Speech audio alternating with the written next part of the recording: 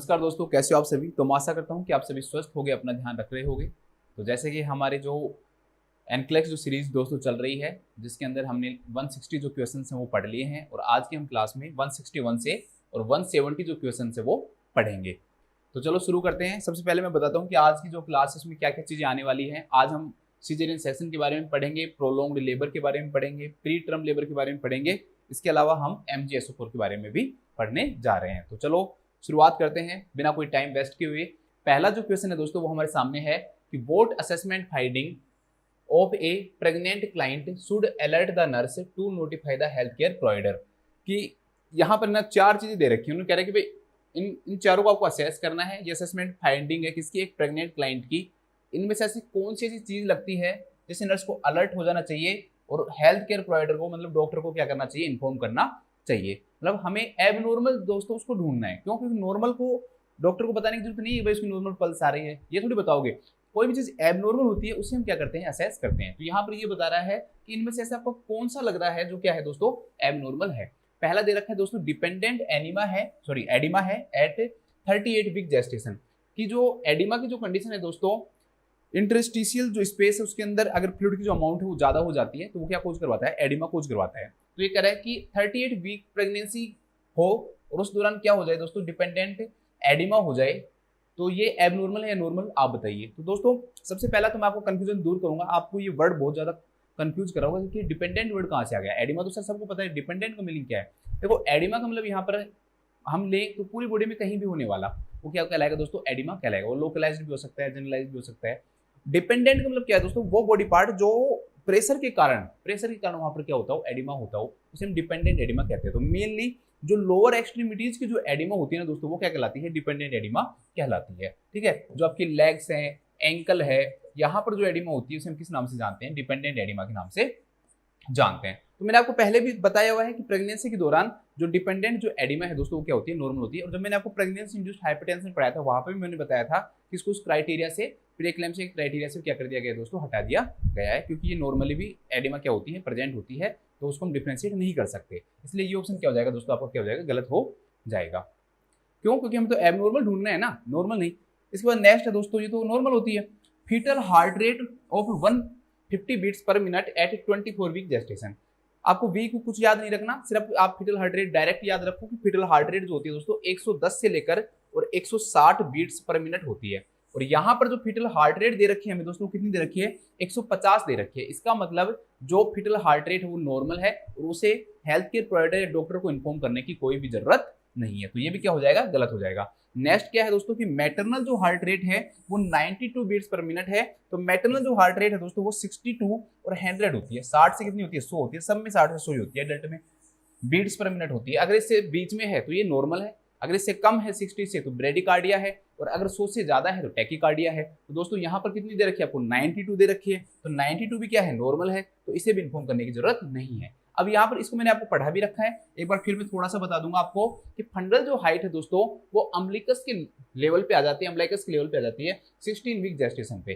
तो आप सोचो कि 16 वीक जेस्टेशन में पहले तो आप उसको एबनॉर्मल कब पता करोगे, जब आपको नॉर्मल का पता होगा। तो नॉर्मल का पता करने के लिए मैंने आपको ट्रिक बताई थी एक, कि आपको 3 स्टेशन बनाने हैं। बड़े स्टेशन 3 है, एक बड़ा स्टेशन, दूसरा बड़ा स्टेशन और तीसरा बड़ा स्टेशन। पहला जो बड़ा स्टेशन है दोस्तों वो है आपका सिम्फाइसिस प्यूबिस, वो क्या है, सिम्फाइसिस प्यूबिस। दूसरा बड़ा जो स्टेशन है वो अम्लाइकस है, और तीसरा जीफी स्टर्नम है। क्या है, जीफी स्टर्नम में जाइफोइड प्रोसेस बोल दो, एनसीफोम कार्टिलोज बोल दो। एनसीफोम जो कार्टिलेज है वो भी आप इसको बोल सकते हो। ठीक है, जो स्टर्नम बोन का जो डिप्रेसिंग पॉइंट होता है, जो लास्ट पॉइंट होता है ये। तो सिम्फाइसिस प्यूबिस है, यहां से स्टार्ट कर दो, आपको 4 का पहाड़ा आना चाहिए बस। और बीच में 2 छोटे छोटे स्टेशन आएंगे, दोनों 2 छोटे छोटे स्टेशन कहाँ आएंगे, बीच में आएंगे, बड़े आगे, यहाँ भी 2 छोटे आएंगे, इन दोनों के बीच में भी 2 छोटे छोटे स्टेशन आएंगे। देखो ये 2 बड़े आगे, अब आपको 4 का पहाड़ा आना चाहिए, और 12 से आप क्या हो जाओ, स्टार्ट हो जाओ, तब आपको पता लग जाएगा। दोस्तों 12 वीक के ऊपर कहाँ होगा, सिम्फाइसिस प्यूबिस पे होगा। 16 वीक पे इन दोनों के बीच में होगा, 20 वीक पे इन दोनों के बीच में होगा, और 24 वीक पे कहाँ जाएगा, अम्बिलिकस पे आ जाएगा। ठीक है, फिर 28 आ गया, फिर 32 आ गया, फिर 36 आ गया, और फिर वापस से 40 आ गया। तो देखो 4 का पहाड़ा आया ना आपको, 4 की अगर आपको टेबल आ रही है तो देखो 12, 16, 20, 24, 28, 32, 36। आपको कुछ भी याद नहीं करना।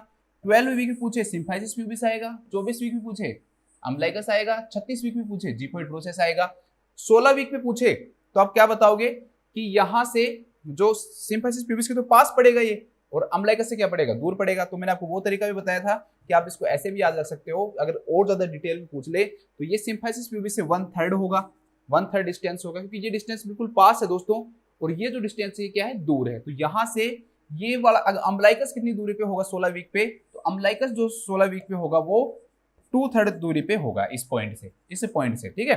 16 वीक के ऊपर यहाँ पर होगा बेबी का, सॉरी मदर का जो फंडस है वो यहाँ पर होगा 16 वीक पे। तो सिम्फाइसिस प्यूबिस कहाँ होगा, 1/3 दूरी पे होगा।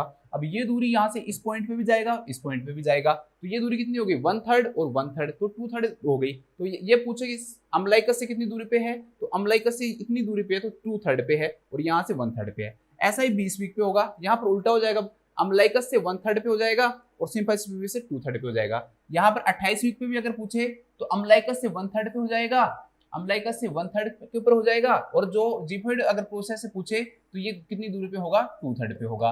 ऐसे ही 32 वीक पे पूछे तो जिफॉइड प्रोसेस से 1/3 दूरी पे होगा, और जो अम्बलाइकस है उससे कितनी दूरी पे होगा, 2/3 दूरी के ऊपर होगा। 40 वीक पे लगभग इंगेजमेंट हो गया है मान लो दोस्तों, उसके बाद में 36 वीक के बाद में इंगेजमेंट होने के कारण वापस से कहा जाएगा, बेबी जब इंगेज होगा तो फंडल हाइट क्या होती है, नीचे गिरती है। इस कारण से हम लाइटनिंग भी बोलते हैं, मदर लाइट फील करती है उसको, या वेलकम साइन भी बोलते हैं इसे। तो वापस से 40 वीक पे किस जगह पे आ जाता है दोस्तों, 32 वीक पे आ जाता है। अब हमारा जो क्वेश्चन है दोस्तों, उसके अंदर हमें ऑप्शन देखना है। ऑप्शन में क्या बता रखा है कि 16 वीक की जेस्टेशन पर फंडल हाइट उस फीमेल के अंदर कहाँ है दोस्तों, अम्बलाइकस पे है। अब आपको देखोगे कि 16 वीक पे भाई पाई कहाँ जाती है, तो आप देखोगे दोस्तों कि 16 वीक के ऊपर तो ये यहाँ पे पाई जानी चाहिए, लेकिन पाई कहाँ जा रही है दोस्तों, यहाँ पे पाई जा रही है। इसका मतलब फंडल हाइट जेस्टेशनल एज से बहुत क्या है, ज्यादा है, इंक्रीज्ड है। इसका मतलब फंडल जो हाइट है दोस्तों वो क्या है, इंक्रीज्ड है। और ऐसे केस के अंदर मतलब कोई ना कोई उसके अंदर क्या होगी दोस्तों, एबनॉर्मल कंडीशन होगी, जिसके कारण ही तो फंडल हाइट क्या हुई, उसकी ज्यादा हुई है। क्या क्या कारण हो सकते हैं, लिख लो एक एक करके। पहला कारण हो सकता है दोस्तों, सभी जानते हो, पॉलीहाइड्रोएमनियोज। पॉलीहाइड्रोएमनियोज के कारण भी हो सकता है फंडल हाइट इंक्रीज, ठीक है। इसके अलावा मल्टीपल प्रेगनेंसी, देखो 2 बेबी होंगे तो फंडल हाइट यूजुअल है ये तो कि इंक्रीज होगी। इसके अलावा दोस्तों क्या हो सकता है, gestational trophoblastic neoplasia, gestational trophoblastic neoplasia मतलब हाइड्रेटेड फॉर्म मोल हो, ट्रोफोब्लास्टिक न्यूप्लेजिया, या डिजीज लिख लो, जेस्टेशनल ट्रोफोब्लास्टिक डिजीज, और एग्जांपल के रूप में लिख लो हाइड्रेटेड फॉर्म मोल, हाइड्रेटेड फॉर्म मोल, ठीक है। इसके अंदर भी हो सकता है। इसके अलावा किसके अंदर हो सकता है दोस्तों, सोचो।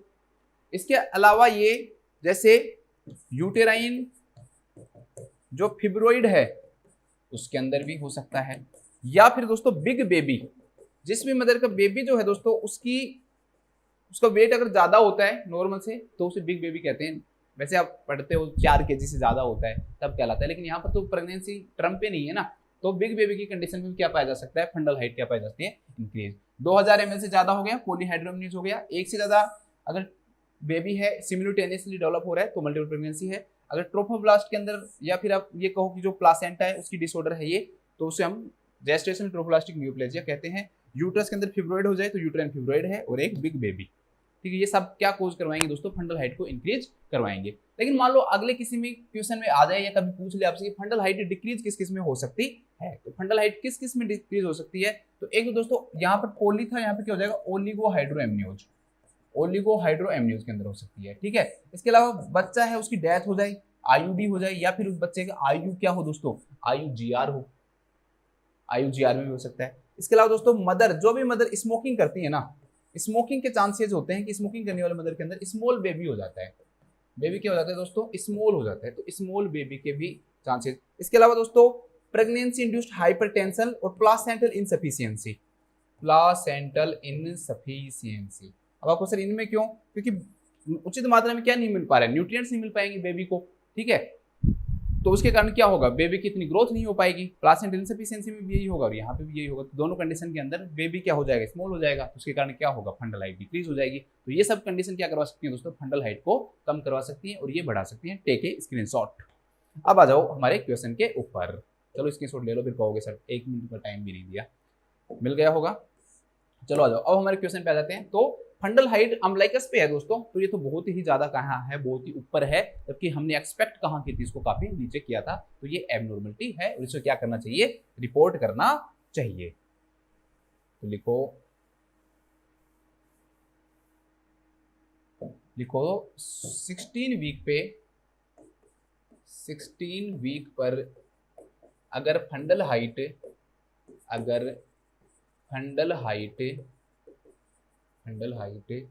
अम्बलाइकस पे मिलता है, अम्बलाइकस पर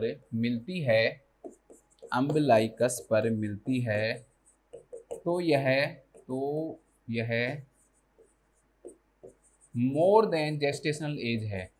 मतलब ये कब होनी चाहिए थी, आपने देखा, और ये हो कब गई, तो इसलिए जेस्टेशनल एज से क्या है दोस्तों, ज्यादा है। देखो मतलब कि कब जाके होगी, अम्बलाइकस में 24 वीक पे जाके होगी, लेकिन ये 16 वीक पे हो गई। तो जो जेस्टेशनल एज 24 वीक पे होना चाहिए था, वो 16 वीक पे हो गया, 24 वीक की जगह। तो मोर देन जेस्टेशनल एज है,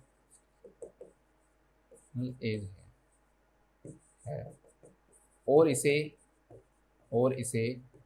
एससीपी को नोटिफाई करना चाहिए, और इसे एससीपी को नोटिफाई करना चाहिए, और इसे एससीपी को नोटिफाई करना चाहिए। ठीक है, इसके बाद आ जाओ नेक्स्ट क्वेश्चन पे। अब बहुत अच्छा क्वेश्चन आएगा, आपका सबसे पसंदीदा क्वेश्चन आज की क्लास का। A pregnant client with severe abdominal pain and heavy bleeding. ठीक है, एक प्रेग्नेंट क्लाइंट थी दोस्तों, उसने डायग्नोसिस नहीं दे रखा, सीधा लिख रखा कि सीवियर एब्डोमिनल पेन है और उसको क्या है, हैवी ब्लीडिंग है। उसको सीजेरियन जो बर्थ है दोस्तों, उसके लिए क्या किया गया है, प्रिपेयर किया गया है। तो what is the priority nursing action, कि आप इस कंडीशन के अंदर दोस्तों कौन सा प्रायोरिटी नर्सिंग एक्शन लोगे। चलो बात करते हैं। देखो सबसे पहले आपको मैं इंटरेस्टिंग चीज बताना चाहता हूँ, एक कि इसका नाम सीजेरियन सेक्शन कैसे पड़ा। लोग ऐसे मानते हैं, अभी तक कंफर्म कहीं नहीं लिखा हुआ, कि एक गॉड है दोस्तों जूलियस सीजर। उस जूलियस सीजर जो गॉड है दोस्तों, उसका ऐसे कहते हैं, ये गॉड मान लो, किंग मान लो, राजा मान लो, उसको लोग भगवान की तरह पूछते हैं उसको। तो जूलियस सीजर का जो जन्म जो है ना दोस्तों, वो पेट को काट के हुआ था। मतलब कि सीजेरियन में भी हम पेट को काटते हैं, अगर हम सिंपल लैंग्वेज में बात करें तो, और उसका भी जन्म ऐसे ही हुआ था। उसके नाम से, जूलियस सीजर के नाम से, जूलियस जो सीजर है उसके नाम से सीजेरियन जो वर्ड है दोस्तों वो लिया गया था। तो सीजेरियन सेक्शन के अंदर क्या करते हैं, हम एक इंसिजन बनाते हैं। Incision is made in uterus. ठीक है, आप एब्डोमेन में मत लिखो, यूट्रस लिख लो। Incision is made in uterus to deliver the baby. तो बेबी को डिलीवर करवाने के लिए दोस्तों हम क्या करते हैं, एक इंसिजन बनाते हैं। कहाँ पे, यूट्रस में। तो उसे हम किस नाम जानते हैं, सीजेरियन सेक्शन के नाम से हम जानते हैं। चलो ठीक है, अब क्वेश्चन आता है दोस्तों कि कितने टाइप का होता है ये। तो एक होता है अपर सेगमेंट सीजेरियन सेक्शन, और एक होता है लोअर सेगमेंट सीजेरियन सेक्शन। इसे हम क्लासिकल भी कहते हैं। इसे हम किस नाम से जानते हैं दोस्तों, क्लासिकल के नाम से भी जानते हैं। क्लासिकल क्यों कहते हैं, क्योंकि ये पहले यूज किया जाता था, आजकल ये रेयरली यूज किया जाता है। ठीक है, आजकल ये मैं एक वर्ड बोल रहा हूँ, रेयरली यूज किया जाता है, और ये आजकल हम यूज करते हैं दोस्तों। LSCS क्या करते हैं हम, आजकल हम इसको क्या करते हैं, यूज करते हैं। तो आज के टाइम में यूज किया जाता है LSCS, और पहले यूज किया जाता था अपर सेगमेंट सीजेरियन सेक्शन। तो अपर सेगमेंट जो सीजेरियन सेक्शन जो है दोस्तों, इसके अंदर क्या करते थे हम, जो जैसे ये यूट्रस है, मैं एब्डोमेन नहीं बना रहा हूँ, बच्चों दिमाग में एब्डोमेन मतलब मैं यूट्रस बना रहा हूँ। यूट्रस के अपर पार्ट में हम क्या करते थे दोस्तों, अपर सेगमेंट के अंदर, यूट्रस के अंदर हम क्या बनाते थे, इंसिजन बनाते थे। इस इंसिजन को हम सेंगर्स इंसिजन कहते थे। सेंगर्स इंसिजन किस नाम से जानते थे, सेंगर्स इंसिजन बोलते थे इसे, ध्यान रखना। कोई पूछ सकता है कि भाई USCS के अंदर कौन से इंसिजन बनाया जाता था, तो इसे सेंगर्स इंसिजन बनाया जाता था। अपर सेगमेंट के अंदर दोस्तों हम क्या बनाते थे, ये इंसिजन बनाते थे। लेकिन इस इंसिजन का क्या नुकसान हुआ, इस इंसिजन का ये नुकसान हुआ कि भाई इस इंसिजन से ब्लीडिंग भी ज्यादा होती थी, जो रिपेयर है वो भी क्या होता था दोस्तों, देरी से होता था, हीलिंग भी देरी से होती थी। और एक बार सिजेरियन कर दिया अगर आपने, तो दोबारा से उसकी अगर दोबारा से वो लेडी प्रेग्नेंट होती है, तो उसका हमें क्या करेंगे, सिजेरियन ही करना पड़ेगा। हम क्या नहीं करवा सकते दोस्तों, वेजाइनल बर्थ नहीं करवा सकते। ठीक है, वेजाइनल बर्थ आफ्टर सिजेरियन जो सेक्शन है वो हम नहीं करवा सकते हैं। ठीक है, इसलिए इसके क्या थे, सब नुकसान थे, इसलिए आजकल हम इसे यूज नहीं करते हैं। हम इसे यूज नहीं करते हैं, पहले हम इसे जरूर यूज करते थे। ठीक है, इसके बाद दोस्तों नेक्स्ट जो आते हैं LSCS के अंदर, इसमें लोअर LSCS है, तो सिंपल से समझो कि जो यूट्रस है दोस्तों, यूट्रस के अंदर हम क्या करेंगे, लोअर पार्ट के अंदर, यहां पर क्या करेंगे दोस्तों, लोअर पार्ट के अंदर हम क्या बनाते हैं, इंसिजन बनाते हैं। तो इसे हम किस नाम से जानेंगे दोस्तों, LSCS के नाम से जानेंगे। मैं लोअर सेगमेंट के अंदर हम क्या कर रहे हैं दोस्तों, इंसिजन बना रहे हैं, इसलिए इसे हम LSCS के नाम से जानेंगे। अब LSCS जो है दोस्तों वो दो प्रकार का होता है। LSCS है दोस्तों वो कितने प्रकार का होता है, दो प्रकार का होता है। कैसे, एक LSCS के अंदर हम क्या करते हैं दोस्तों,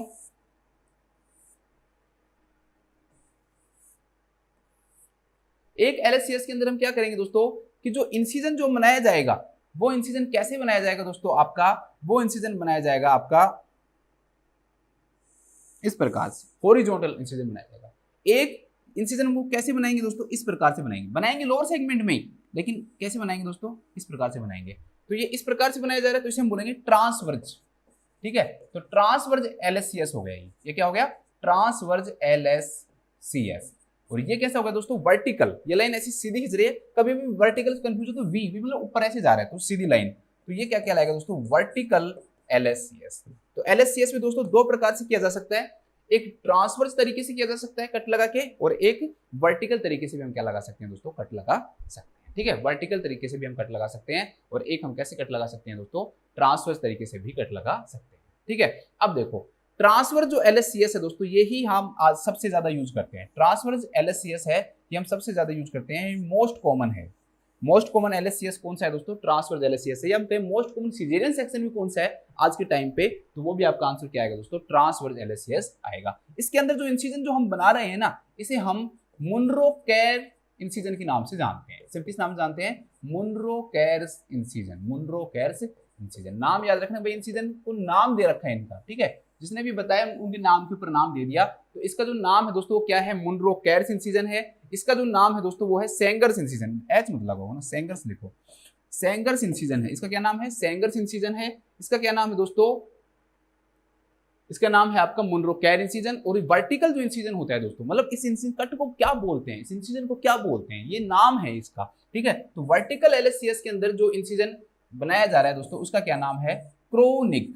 क्या नाम है, क्रोनिक इंसिजन। मतलब भाई इंसिजन, भाई कोई निग को ऐसे कह रहा है भाई काम क्रोनिक, तो उसको क्या बोलते हैं दोस्तों, क्रोनिक इंसिजन। इसे क्या बोल दिया, क्रोनिक इंसिजन के नाम से जानते हैं। अब आपको मैं एक दो चीज बताना चाहता हूं दोस्तों। ठीक है, देखो क्या आज के टाइम में भी जो सेंगर्स इंसिजन है वो बनाया जाता है, मतलब कि, या फिर दूसरी लैंग्वेज में पूछे तो अपर सेगमेंट जो सिजेरियन जो सेक्शन है दोस्तों, वो आज के टाइम में भी किया जाता है क्या, अपर सेगमेंट सिजेरियन सेक्शन क्या आज भी कर सकते हैं क्या, करते हैं क्या दोस्तों, करना पड़ सकता है। कुछ ऐसी कंडीशंस हो सकती हैं जिसके कारण करना पड़ता है, जैसे CA सर्विक्स।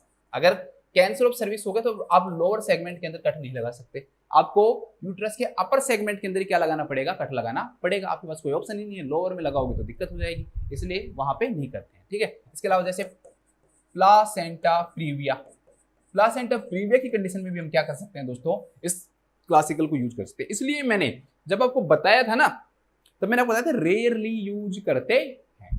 क्या करते हैं, रेयरली क्या करते हैं दोस्तों, यूज करते हैं, तो उसमें यूज करते हैं इसको।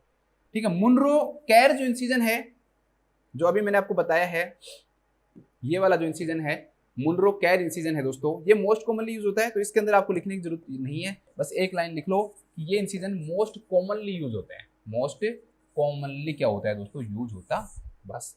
इसके बाद नेक्स्ट जो आता है दोस्तों क्रोनिक, या इसको हम दिल्ली से याद रख लो, डी ली, दिल्ली से याद रख लो, डी ली। इसे हम क्रोनिक या डी ली इंसिजन भी बोलते हैं। किसके अंदर लगाया जाता है ये क्रोनिक, ये वर्टिकल में, इसमें लगाया जाता है दोस्तों, वर्टिकल इंसिजन में लगाया जाता है। तो वर्टिकल इंसिजन ये भी लगाया जाता है कि हाँ लगाया जाता है। एक छोटा सा इसका एग्जांपल लिख लो, बस एग्जांपल लिखना है, कुछ नहीं करना आपको, याद कि लिख लो, इसको लिख लो आप, कॉन्ट्रैक्टेड और कॉन्स्ट्रिक्टेड भी आ सकता है लिखा हुआ, कॉन्स्ट्रिक्टेड रिंग। एक्चुअली में जब यूट्रस जो होता है ना दोस्तों, वो दो सेगमेंट में डिवाइड होता है, अपर और लोअर यूट्राइन सेगमेंट के अंदर क्या हो जाता है दोस्तों, डिवाइड हो जाता है। अपर और लोअर यूट्राइन सेगमेंट में डिवाइड होता है। उसे अपर यूट्राइन सेगमेंट के अंदर जो कॉन्ट्रैक्शंस होते हैं वो लोअर यूट्राइन सेगमेंट के अंदर डायलेशन करवाते हैं, जिसे हम पोलरिटी ऑफ द यूट्रस के नाम से जानते हैं। लेकिन इसके अंदर क्या होता है दोस्तों, ये जो सेगमेंट है ना, ये सही तरह से बन नहीं पाता है अपर और लोअर के बीच में, तो इसके कारण यहाँ पर क्या आ जाता है, रेस्ट्रिक्शंस आ जाते हैं। इस प्रकार से बनता है ये। तो जो डिलीवरी है दोस्तों वो क्या हो जाती है, डिफिकल्ट हो जाती है। तो उस कंडीशन के अंदर हमें क्या करवाना पड़ता है दोस्तों, कॉन्ट्रैक्टेड या कॉन्स्ट्रिक्टेड रिंग के अंदर हमें फिर हम कौन सा इंसिजन लगाते हैं, इसमें वर्टिकल इंसिजन लगाया जाता है। इसमें कौन से इंसिजन लगाया जाता है दोस्तों, वर्टिकल इंसिजन लगाया जाता है। तो ये भी ध्यान रख लेना, एक एग्जाम्पल अगर आप याद रखना चाहो तो, लेकिन इनके नाम जरूर याद रख लेना भाई, कौन से का क्या नाम है, ठीक है, ये जरूर याद रख लेना। चलो एक बार वापस से नेक्स्ट चीज बताता हूँ, फिर आते हैं वापस। अब हम सिजेरियन सेक्शन को टाइम पीरियड के अकॉर्डिंग पढ़ते हैं। तो टाइम पीरियड के अकॉर्डिंग दो भागों में इसे बांटते हैं दोस्तों। एक इलेक्टिव का मतलब क्या होता है, हमें पहले से पता रहता है कि भाई फीमेल को ये प्रॉब्लम है, ये कंडीशन है और इस फीमेल का सिजेरियन सेक्शन ही होगा। मतलब हमें कोई इमरजेंसी नहीं है, हम उसको पहले ही प्रेगनेंसी के दौरान उसे बता देते हैं कि भाई आपका सिजेरियन सेक्शन ही होगा और कोई चारा नहीं है आपका। तो उसे हम किस नाम से जानते हैं दोस्तों, इलेक्टिव या सेलेक्टिव के नाम से जानते हैं कि भाई उसको पहले से इलेक्ट कर लिया गया। अब एक बहुत अच्छा क्वेश्चन बनता है कि कौन सा टाइम पीरियड है बेस्ट माना जाता है इलेक्टिव सिजेरियन सेक्शन के लिए, कितने वीक के ऊपर आप इलेक्टिव सिजेरियन सेक्शन करोगे। तो इसका राइट आंसर होगा दोस्तों 39 वीक। ये जरूर ध्यान रखना। इसे किस नाम से जानेंगे दोस्तों, सॉरी किस नाम जानेंगे नहीं, कितने वीक पे करते हैं इलेक्टिव जो है दोस्तों, कितने वीक पे किया जाता है, 39 वीक के ऊपर किया जाता है। ठीक है, सिंपल सा क्वेश्चन बन गया। अब आ जाओ, टाइम पीरियड के अकॉर्डिंग दो प्रकार का होता है, सिजेरियन सेक्शन टाइप फर्स्ट और caesarean section type second. Caesarean section type first में 30 मिनट का टाइम लगता है, ये इमरजेंसी है दोस्तों, ये दोनों ही कौन से हैं, इमरजेंसी सिजेरियन सेक्शन नहीं है। टाइप फर्स्ट में 30 मिनट्स लगते हैं, टाइप सेकंड में 75 मिनट्स लगते हैं। अब किसके लगते हैं, चलो इसकी बात करते हैं। जैसे ही डिसीजन लिया गया, डिसीजन से लेकर और डिलीवरी ऑफ द बेबी तक, मैंने पूरा सिजेरियन सेक्शन नहीं लिखा है, ध्यान रखना दोस्तों, मैंने सिर्फ क्या लिखा है, डिलीवरी ऑफ द बेबी। यहां भी डिसीजन से लेकर और डिलीवरी ऑफ द बेबी तक, या क्या लिखा है, डिलीवरी ऑफ बेबी। अब आपको सर ये क्या बला है और इस सिजेरियन सेक्शन से अलग कैसे है। जैसे आपने डिसीजन लिया कि भाई इमरजेंसी केस आ गया कि आपको सिजेरियन करना ही पड़ेगा, और आपने क्या ले लिया दोस्तों, डिसीजन ले लिया। जैसे आपने डिसीजन लिया उससे लेकर और बेबी की डिलीवरी तक, मतलब कि आपने सिजेरियन सेक्शन स्टार्ट किया, ओपन किए, सब कुछ ओपन किया, बेबी को बाहर निकाल दिया। जैसे ही बेबी बाहर निकला, कोड को कट कर दिया, वो बेबी की क्या होगी, डिलीवरी होगी। इसके बाद में आप उधर मदर के अंदर फिर वापस से उनको क्या करते जाओगे दोस्तों, सूचर करते जाओगे और वापस पूरा पैक भी तो करोगे ना। जैसे कोई आपने इंसिजन बनाई, कट बनाई, उसके बाद उनको सूचर भी तो करोगे ना वापस। तो वो बाद की बात है, वो आप करते रहो। लेकिन यहाँ पर कौन सा टाइम पीरियड माना जाएगा, सिर्फ कि भाई आपने डिसीजन लिया और डिसीजन से लेकर बेबी को आपने यूट्रस से क्या निकाल लिया दोस्तों, बाहर निकाल लिया और निकाल कर दे दिया। तो वो टाइम पीरियड होता है कितना, 30 मिनट्स का। सिर्फ 30 मिनट्स के अंदर ये सारी चीजें हो जाती हैं कि हमने डिसीजन भी ले लिया, मदर को हमने ओटी में भी ले लिया, हमने इंसिजन भी बना दिया और उस बेबी को बाहर भी निकाल लिया। तो इसे हम किस नाम जानते हैं, टाइप फर्स्ट के नाम से जानते हैं। टाइप सेकंड के अंदर दोस्तों 75 मिनट्स ली जाते हैं। ठीक है, डिसीजन से लेकर और बेबी की डिलीवरी तक हम कितना टाइम पीरियड लेते हैं, 75 मिनट का टाइम पीरियड लेते हैं। इसे हम किस नाम से जानते हैं, टाइप सेकंड के नाम से जानते हैं। तो 3 क्वेश्चन बन गए अच्छे। इलेक्टिव के अंदर बेस्ट टाइम क्या होगा, टाइप फर्स्ट में कितना और टाइप सेकंड में कितना और कब से कहां तक। ठीक है, 3-4 क्वेश्चन बन गए हैं इसमें, बहुत अच्छे। चलो अब आ जाओ नेक्स्ट दोस्तों, हम बात करते हैं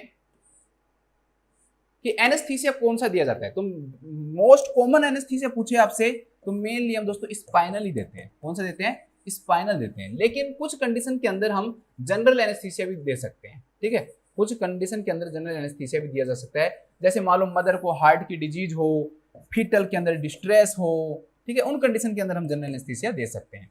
हार्ट डिजीज हो, ठीक है, या फीटल को क्या हो दोस्तों, डिस्ट्रेस हो। प्रेगनेंसी इंड्यूस्ड हाइपरटेंशन में भी ये यूज करते हैं ज्यादातर, PIH है उसमें भी हम क्या दे देते हैं, जनरल एनेस्थीसिया दे देते हैं। तो most commonly spinal anaesthesia use किया जाता है और वैसे जनरल एनेस्थीसिया भी हम क्या कर सकते हैं दोस्तों, यूज कर सकते हैं। ठीक है, एनेस्थीसिया के बाद में आता है दोस्तों कि प्री ऑपरेटिव आप क्या क्या काम करोगे। तो प्री ऑपरेटिव सबसे पहले तो उस पूरी फीमेल का प्री एनेस्थेटिक चेकअप होता है। मतलब इलेक्टिव की बात कर रहा हूँ, इलेक्टिव के अंदर तो पूरी चीजें करनी पड़ेगी ना।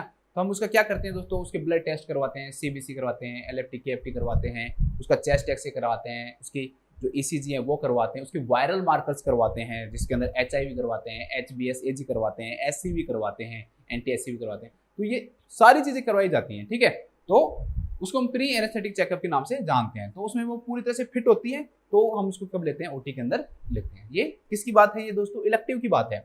इसके अलावा दोस्तों हम क्या करते हैं, फीमेल के पार्ट प्रिपरेशन करते हैं। क्या करते हैं, पार्ट प्रिपरेशन। मतलब कि भाई जैसे मान लो जहां पर कट लगाया जा रहा है उस जगह पे जितने भी जो हेयर वेयर है उन सबको क्या करना दोस्तों, वहां से रिमूव करना, ठीक है। तो उसे हम किस नाम जानते हैं, पार्ट प्रिपरेशन के नाम से जानते हैं। इसके अलावा इन्फॉर्म्ड कंसेंट क्या लिया जाता है दोस्तों, इन्फॉर्म्ड कंसेंट भी लिया जाता है, ध्यान रखना, इन्फॉर्म्ड कंसेंट लिया जाता है, क्योंकि सर्जरी हो रही है ना ये तो सर्जरी के अंदर इन्फॉर्म कंसेंट तो लेना जरूरी है। ये तो आपकी प्राइमरी रेस्पॉन्सिबिलिटी है इस क्वेश्चन का, जो अभी पढ़ रहे हैं उसका आंसर भी हम पढ़ेंगे, उसमें भी हम यही पढ़ेंगे, ठीक है। इसके अलावा दोस्तों एंटीबायोटिक्स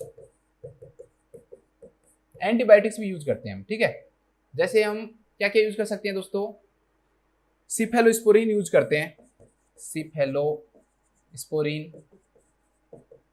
इसका एग्जांपल है सीफाजोलिन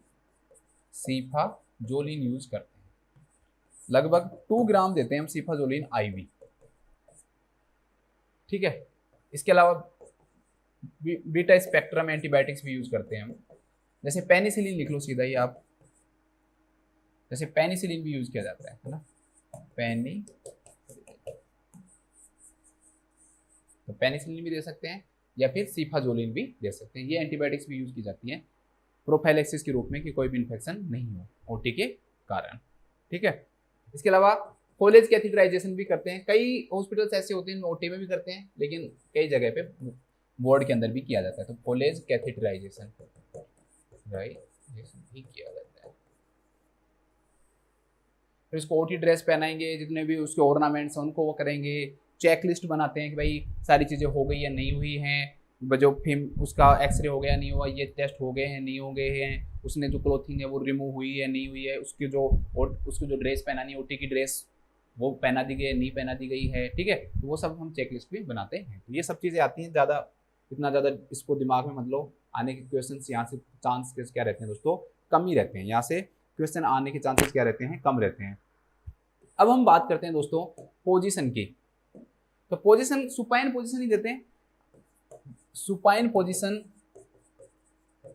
मतलब कि वहां पर जब ओटी में चलेगी उसके बाद क्या पोजीशन देंगे, ठीक है, plus supine position with 15 degree left lateral tilt. चलो इसको समझाता हूँ। मैं आपको बताया सुपाइन पोजीशन, जब आपके दिमाग में आपको गुस्सा आना चाहिए था, सर ये क्या कह दिया, supine position, supine hypertension syndrome हो जाएगा फीमेल में, हाँ बिल्कुल सही बात है। तो उसको रोकने के लिए हम क्या करते हैं दोस्तों, 15 डिग्री टिल्ट करते हैं, झुका देते हैं लेफ्ट लैटरल, ठीक है, लैटरल साइड में क्या करते हैं, थोड़ा सा क्या करते हैं, मदर को झुका देते हैं, लेफ्ट लैटरल पोजीशन देते हैं ना, तो उसमें पूरा लेफ्ट लैटरल हो गया। यहाँ पर थोड़ा सा हम राइट साइड से मदर को लेफ्ट साइड में क्या करते हैं दोस्तों, झुका देते हैं। अब राइट साइड से और आपको लेफ्ट साइड झुकाना है, तो कोई भी चीज कहाँ लगाओगे झुकाने के लिए, ऐसे तो नहीं कि मदर को ऐसे होगा आप ऐसे झुके रहो, तो यहाँ पर, ठीक है, तो लेफ्ट साइड में अगर आप झुकाओगे तो आपको राइट साइड में क्या देना पड़ेगा, प्रेशर देना पड़ेगा। इसलिए हम क्या करते हैं दोस्तों, राइट हिप के नीचे, राइट जो हिप है उसके नीचे हम क्या लगा देते हैं दोस्तों, पिल्लो लगा देते हैं या फिर कपड़ा लगा देते हैं, वेज बोलते हैं उसे, ठीक है, पिल्लो भी आ सकता है, वेज लिखा हुआ सकता है, तो डरना मत, ठीक है। तो राइट हिप के नीचे क्या लगा देते हैं, पिल्लो या वेज लगा देते हैं, ताकि मदर जो 15 डिग्री लगभग क्या हो जाए, पूरा तो नहीं झुका सकते हैं क्योंकि हमें सर्जरी भी करनी होती है, थोड़ा सा 15 डिग्री हम टिल्ट करते हैं उसको लेफ्ट लैटरल, इसके लिए राइट हिप के नीचे क्या लगाया जाता है, पिल्लो लगाया जाता है, ठीक है। ये हम क्या देते हैं पोजीशन, इंपॉर्टेंट क्वेश्चन है, ध्यान रखना, एनेस्थीसिया वाला भी इंपॉर्टेंट क्वेश्चन है, ठीक है। इसके बाद हम बात करते हैं दोस्तों इंसिजन की। तो इंसिजन के अंदर कहाँ कहाँ कैसे कैसे इंसिजन लगाते हैं, सबसे पहले तो लगाया कहाँ जाता है, मेनली जो मोस्ट कॉमन यूज किया जाता है दोस्तों, जो हम मुनरो कैर जो इंसिजन है मोस्ट कॉमनली यूज कर रहे हैं, वो सिम्फाइसिस प्यूबिस से लगभग 2 सेंटीमीटर अबोव लगाया जाता है, ठीक है, 2 सेंटीमीटर अबोव लगाया जाता है। सिम्फाइसिस प्यूबिस से लगभग 2 सेंटीमीटर ऊपर हम क्या लगाते हैं दोस्तों, इंसिजन लगाते हैं, जैसे प्यूबिक जो हेयर लाइन होती है ना उसके जस्ट करीब, ठीक है। अब हम देखते हैं इसका सीक्वेंस। अब आपको एक बहुत ही भयानक चीज से गुजरना पड़ेगा, उस भयानक चीज को हम पढ़ते हैं कि क्या सीक्वेंस होता है। आपने कट करना स्टार्ट किया तो ऐसे नहीं है दोस्तों कि बॉडी है काट दिया, एक एक पार्ट होता है जो कटता है ना, उस एक एक के अंदर आप इंसिजन बनाओगे, तो आपको उन एक एक का पता होना चाहिए कि आप कहाँ कहाँ क्या क्या बना रहे हो दोस्तों इंसिजन। सबसे पहले आप क्या काटोगे, स्किन, सबसे पहले किसको इंसिजन किया जाएगा दोस्तों, स्किन को। फिर उसके बाद उसके नीचे क्या आएगा, सबक्यूटेनियस टिश्यूज, सबक्यूटेनियस टिश्यूज आएंगे। फिर आएगा दोस्तों external oblique muscle, external oblique muscle. External oblique muscle के बाद में आएगा दोस्तों internal oblique muscle, internal oblique muscle. इसके बाद में आएगा ट्रांसवर्ज, जैसे मैं बता रहा हूं वैसे वैसे लिखते रहना। ट्रांसवर्ज एब्डोमिनिस स्ट्रक्चर आती है, कौन सी आती है? ट्रांसवर्ज एब्डोमिनिस। इसके बाद में कौन सी स्ट्रक्चर आती है दोस्तों? फैसियो ट्रांसवर्सैलिस, वर्सैलिस, फैसियो ट्रांसवर्सैलिस आता है। फिर इसके बाद आता है दोस्तों anterior rectus sheath, anterior rectus sheath, SHEATH, ठीक है, एंटीरियर रेक्टस सीथ। इसके बाद इसके बीच में आता है दोस्तों rectus abdominis muscle, abdominis muscle. इसके बाद में आता है, ये कौन सा आ गया? एंटीरियर रेक्टस सीथ आ गया। इसके बाद आएगा पोस्टीरियर रेक्टस सीथ। इसके बाद क्या आती है दोस्तों? Posterior rectus sheath. Posterior rectus sheath के बाद आएगा दोस्तों पैराइटल पेरिटोनियम। इसके बाद आएगा दोस्तों विसरल पेरिटोनियम, विसरल पेरी। फिर एब्डोमिनल कैविटी आएगी, यूट्रस आई गया। इतने कट लगाए जाते हैं। अब भी सोच रहे हो सर क्या क्या याद करना पड़ेगा। देखो आपको याद हो जाए तो कोशिश करना, कर लो, क्योंकि आपको थोड़ी सी नॉलेज होनी ही चाहिए इन चीज़ों की। फिर भी मैं कोशिश करता हूँ कि आपको कैसे याद करवाता हूँ मैं। देखो इसको कैसे याद करना है, कोशिश करवाता हूँ मैं आपको, ठीक है। आपको एक ट्रिक सी बना लेनी है कि भाई सबसे ऊपर स्किन, मुझे नहीं लगता कि ये किसी को भी दिक्कत होगी, ठीक है। जिसको इसमें दिक्कत हो गई वो जाके अपनी भैंस चराए, ठीक है। मजाक कर रहा हूँ, बुरा मत मानना। कोई सर हमारी तो भैंस है, मैं तो चारा डालने जा रहा हूँ, आपने तो मेरा मजाक उड़ा दिया, तो मैं मजाक में कह रहा हूँ, बुरा मत मानना। तो पहले स्किन आएगी, फिर उसके बाद सबक्यूटेनियस टिश्यू आएगा, ये सबको पता है। फिर ये थोड़ा सा ध्यान रख लेना कि भाई ओब्लिक का मतलब इसे टेढ़ी कर लो। इसके बाद एक्सटर्नल ओब्लिक मसल आया, फिर दोबारा से आएगी, ये भी ओब्लिक आएगी ऐसे, तो इंटरनल ओब्लिक मसल आई, ठीक है। एक्सटर्नल ओब्लिक और इंटरनल ओब्लिक मसल आ गई। फिर दो चीजें आपको याद रखनी पड़ेंगी, ये ट्रांसवर्स एब्डोमिनिस और फैसियो ट्रांसवर्सैलिस, ठीक है। ये दोनों तो आपको याद करनी ही पड़ेंगी। तो टी और एफ याद करनी पड़ेंगी, बाकी आपको मैं याद करा दूंगा। टी और एफ आपको याद करनी पड़ेंगी। वैसे भी देखो इधर ट्रांसवर्स आ रहा है, इधर भी क्या आ रहा है? ट्रांसवर्सैलिस आ रहा है, ठीक है। यहाँ पर एब्डोमेन आ गया, यहाँ पर फेस आ गया, ऐसे याद रख लो, ठीक है। यहाँ पर एब्डोमेन आ गया, फेस आ गया। तो ट्रांसवर्स एब्डोमिनिस और फैसियो ट्रांसवर्सैलिस, ठीक है। तो ये दोनों हो गए। अब देखो यहाँ पर एंटीरियर रेक्टस सीथ है, ARS, ऐसे याद रख लो, ARS, और इधर है पोस्टीरियर रेक्टस सीथ, और इन दोनों के बीच में राम है, ठीक है। आपको कोई बचाएगा? राम बचाएंगे आपको। देखो एंटीरियर रेक्टस सीथ और इधर है पोस्टीरियर रेक्टस सीथ, और इनके बीच में राम, तो रेक्टस एब्डोमिनिस मसल आ गई। बस फिर पेरिटोनियम आ गया, तो पैराइटल पेरिटोनियम आ गया, और फिर कहाँ आ गया दोस्तों? विसरल पेरिटोनियम, और फिर यूट्रस, खत्म काम। तो इस प्रकार से आप इनको याद कर सकते हो। ये सीक्वेंस मैंने आपको पूरा बता दिया, कोशिश करना इनको याद करने की। बस अब खत्म होने वाला है, छोटा सा एक दो चीज और बताऊंगा आपको। इसके बाद दोस्तों थोड़ा सा देख लो, जैसे स्यूचर्स जो हैं वो कौन कौन से यूज करते हैं। तो स्किन के अंदर दोस्तों हम सिल्क यूज करते हैं ना, या प्रोलीन यूज करेंगे। सिल्क भी यूज कर सकते हैं या फिर प्रोलीन भी यूज कर सकते हैं, ठीक है। इसके अलावा जैसे यूट्रस, रेक्टस सीथ है, सबक्यूटेनियस टिश्यूज हैं, तो इनको आपको याद रखना है। जैसे यूट्रस और रेक्टस सीथ के लिए हम वाइक्रिल यूज करते हैं, वाइक्रिल, और यहाँ पर सबक्यूटेनियस टिश्यूज के लिए हम मोनोक्रिल यूज करते हैं, मोनोक्रिल। देखो मैंने एक स्यूचर्स की भी वो बना रखी है वीडियो, है ना, आप इसमें डाल के देखना, टीम नर्सिंग क्लासेस स्यूचर्स, तो आपको वो वीडियो मिल जाएगी। पर जरूर देख लेना, थोड़ा सा स्यूचर्स के बारे में नॉलेज हो जाएगी कि कौन से कैसे कैसे स्यूचर होते हैं, ठीक है। तो सिल्क और प्रोलीन यूज करते हैं, यहाँ पर वाइक्रिल और मोनोक्रिल यूज करते हैं। मैं एक चीज इसके बाद इंडिकेशंस आते हैं। इंडिकेशंस में दोस्तों कोई कमी नहीं है, आपको जहां जो मिले ना वो लिख दो, आप जहां जो मिले वो लिख दो। देखो क्या क्या लिख सकते हो? कॉन्ट्रैक्टेड पेल्विस आएगा वो लिख दो, ठीक है। कॉन्ट्रैक्टेड पेल्विस आया वो लिख दो। सिफेलोपेल्विक डिस्प्रोपोर्शन आया तो वो लिख दो, ठीक है। प्लासेंटा प्रीविया आया वो लिख दो, प्लासेंटा प्रीविया, इसलिए इतने ज्यादा इंपोर्टेंट रहते नहीं है ये ना। एब्रेप्टियो प्लासेंटा आया वो लिख दो, एब्रेप्टियो प्लासेंटा लिख दो। इसके अलावा जैसे जो वल्वल जो लीजन है, मतलब भाई वेजाइनल डिलीवरी नहीं हो पाएगी ना अगर वल्वा के अंदर जो एक्सटर्नल जो ऑर्गन्स है मतलब वेजाइना है उसके अंदर लीजन बन जाए तो वहां पर नहीं कर पाएंगे ना। तो वल्वल जो लीजन है उस कंडीशन में, सी ए सर्विक्स है उस सर्विक्स में उसमें भी नहीं कर सकते हम, सी ए सर्विक्स कंडीशन में नहीं कर सकते। जेस्टेशनल जो हाइपरटेंशन है या फिर प्री एक्लेम्सिया लिख लो आप एक्लेम्सिया, एक्लेम्सिया या सीवियर प्री एक्लेम्सिया भी हो सकता है, ठीक है।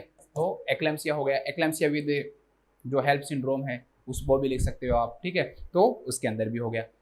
वेजाइनल स्टेनोसिस लिख लो, वेजाइनल स्टेनोसिस में भी हो सकता है।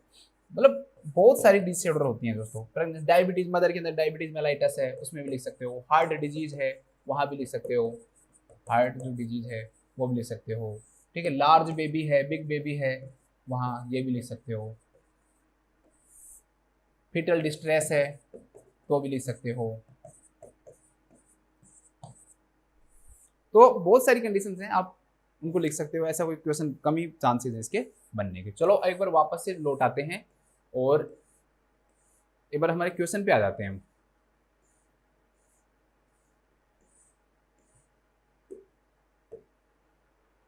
देखो सबसे पहली बात तो सीवियर एब्डोमिनल पेन हो रहा है और हैवी ब्लीडिंग हो रही है और आप उसको क्या पढ़ाओ, कफिंग और डीप ब्रीथिंग टेक्निक पढ़ाओ, कभी मत पढ़ाना।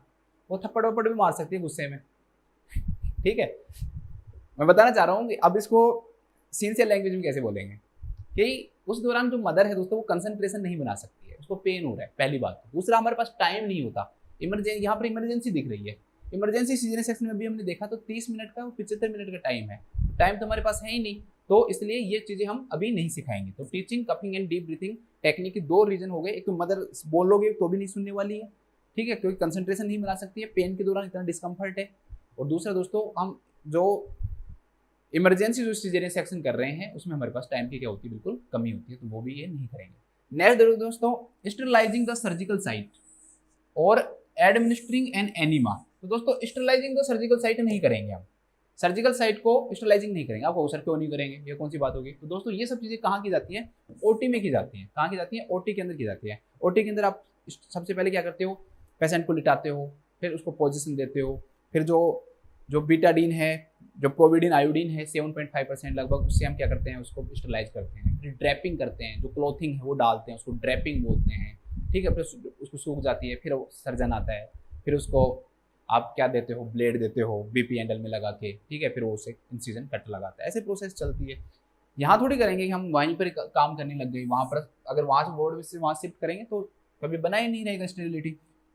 दूसरे देख रखा दोस्तों, तो ये चीज हम ओटी में करेंगे तो गलत हो गया। एडमिनिस्ट्रेशन एनिमा, नेक्स्ट दे रखे इसमें कि एनिमा को एडमिनिस्ट्रेट करेंगे। एनिमा को वैसे बोर्ड में एडमिनिस्ट्रेट किया जा सकता है, वैसे तो एक क्वेश्चन गलत हो ही गया ऑप्शन, क्योंकि पहले वाला गलत है, लेकिन मैं फिर भी इसके बारे में बता देता हूँ। एनिमा को ना आप एडमिनिस्ट्रेट कर सकते हो बोर्ड में, ये बोर्ड का काम है। लेकिन दोस्तों ज्यादातर है ना, ज्यादातर एनिमा को अवॉइड ही किया जाता है। ऐसा माना जाता है कि एनिमा लगाने के बाद है ना यूट्राइन कॉन्ट्रैक्शन क्या हो जाते हैं, बढ़ जाते हैं। कॉन्ट्रैक्शन ज्यादा बढ़ने के कारण जो ब्लीडिंग है ना जो फीमेल को हो रही है वो भी क्या हो जाती है, बढ़ जाती है।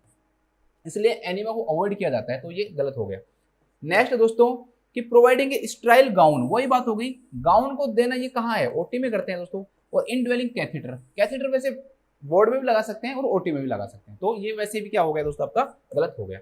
नेक्स्ट लास्ट दे रखा है, वही हमारा आंसर हो जाएगा कि हम क्या करेंगे दोस्तों, ऑब्टेन करेंगे इन्फॉर्म कंसेंट और असेस करेंगे ड्रग एलर्जी। कोई भी ड्रग एलर्जी का मतलब जैसे मान लो लिग्नोकेन है, आप कोई भी चीज है दोस्तों, जैसे कोई भी ड्रग है आप दे रहे हो तो उसकी कोई एलर्जी तो नहीं है, तो वो हमें ओटी में क्या करना पड़ेगा, इन्फॉर्म करना पड़ता है। तो उसके लिए भी हम असेस करेंगे और हम क्या लेंगे दोस्तों, ऑब्टेन करेंगे इन्फॉर्म्ड कंसेंट। मैंने आपको पहले बताया है कि जब हमने प्री ऑपरेटिव केयर पढ़ा है तो उसमें हम इन्फॉर्म कंसेंट लेते हैं, ठीक है। तो इस क्वेश्चन का जो राइट आंसर हो जाएगा दैट विल बी फोर्थ। चलो लिखो लो, इसमें लिखो सिजेरियन बर्थ से पहले, सिजेरियन डिलीवरी से पहले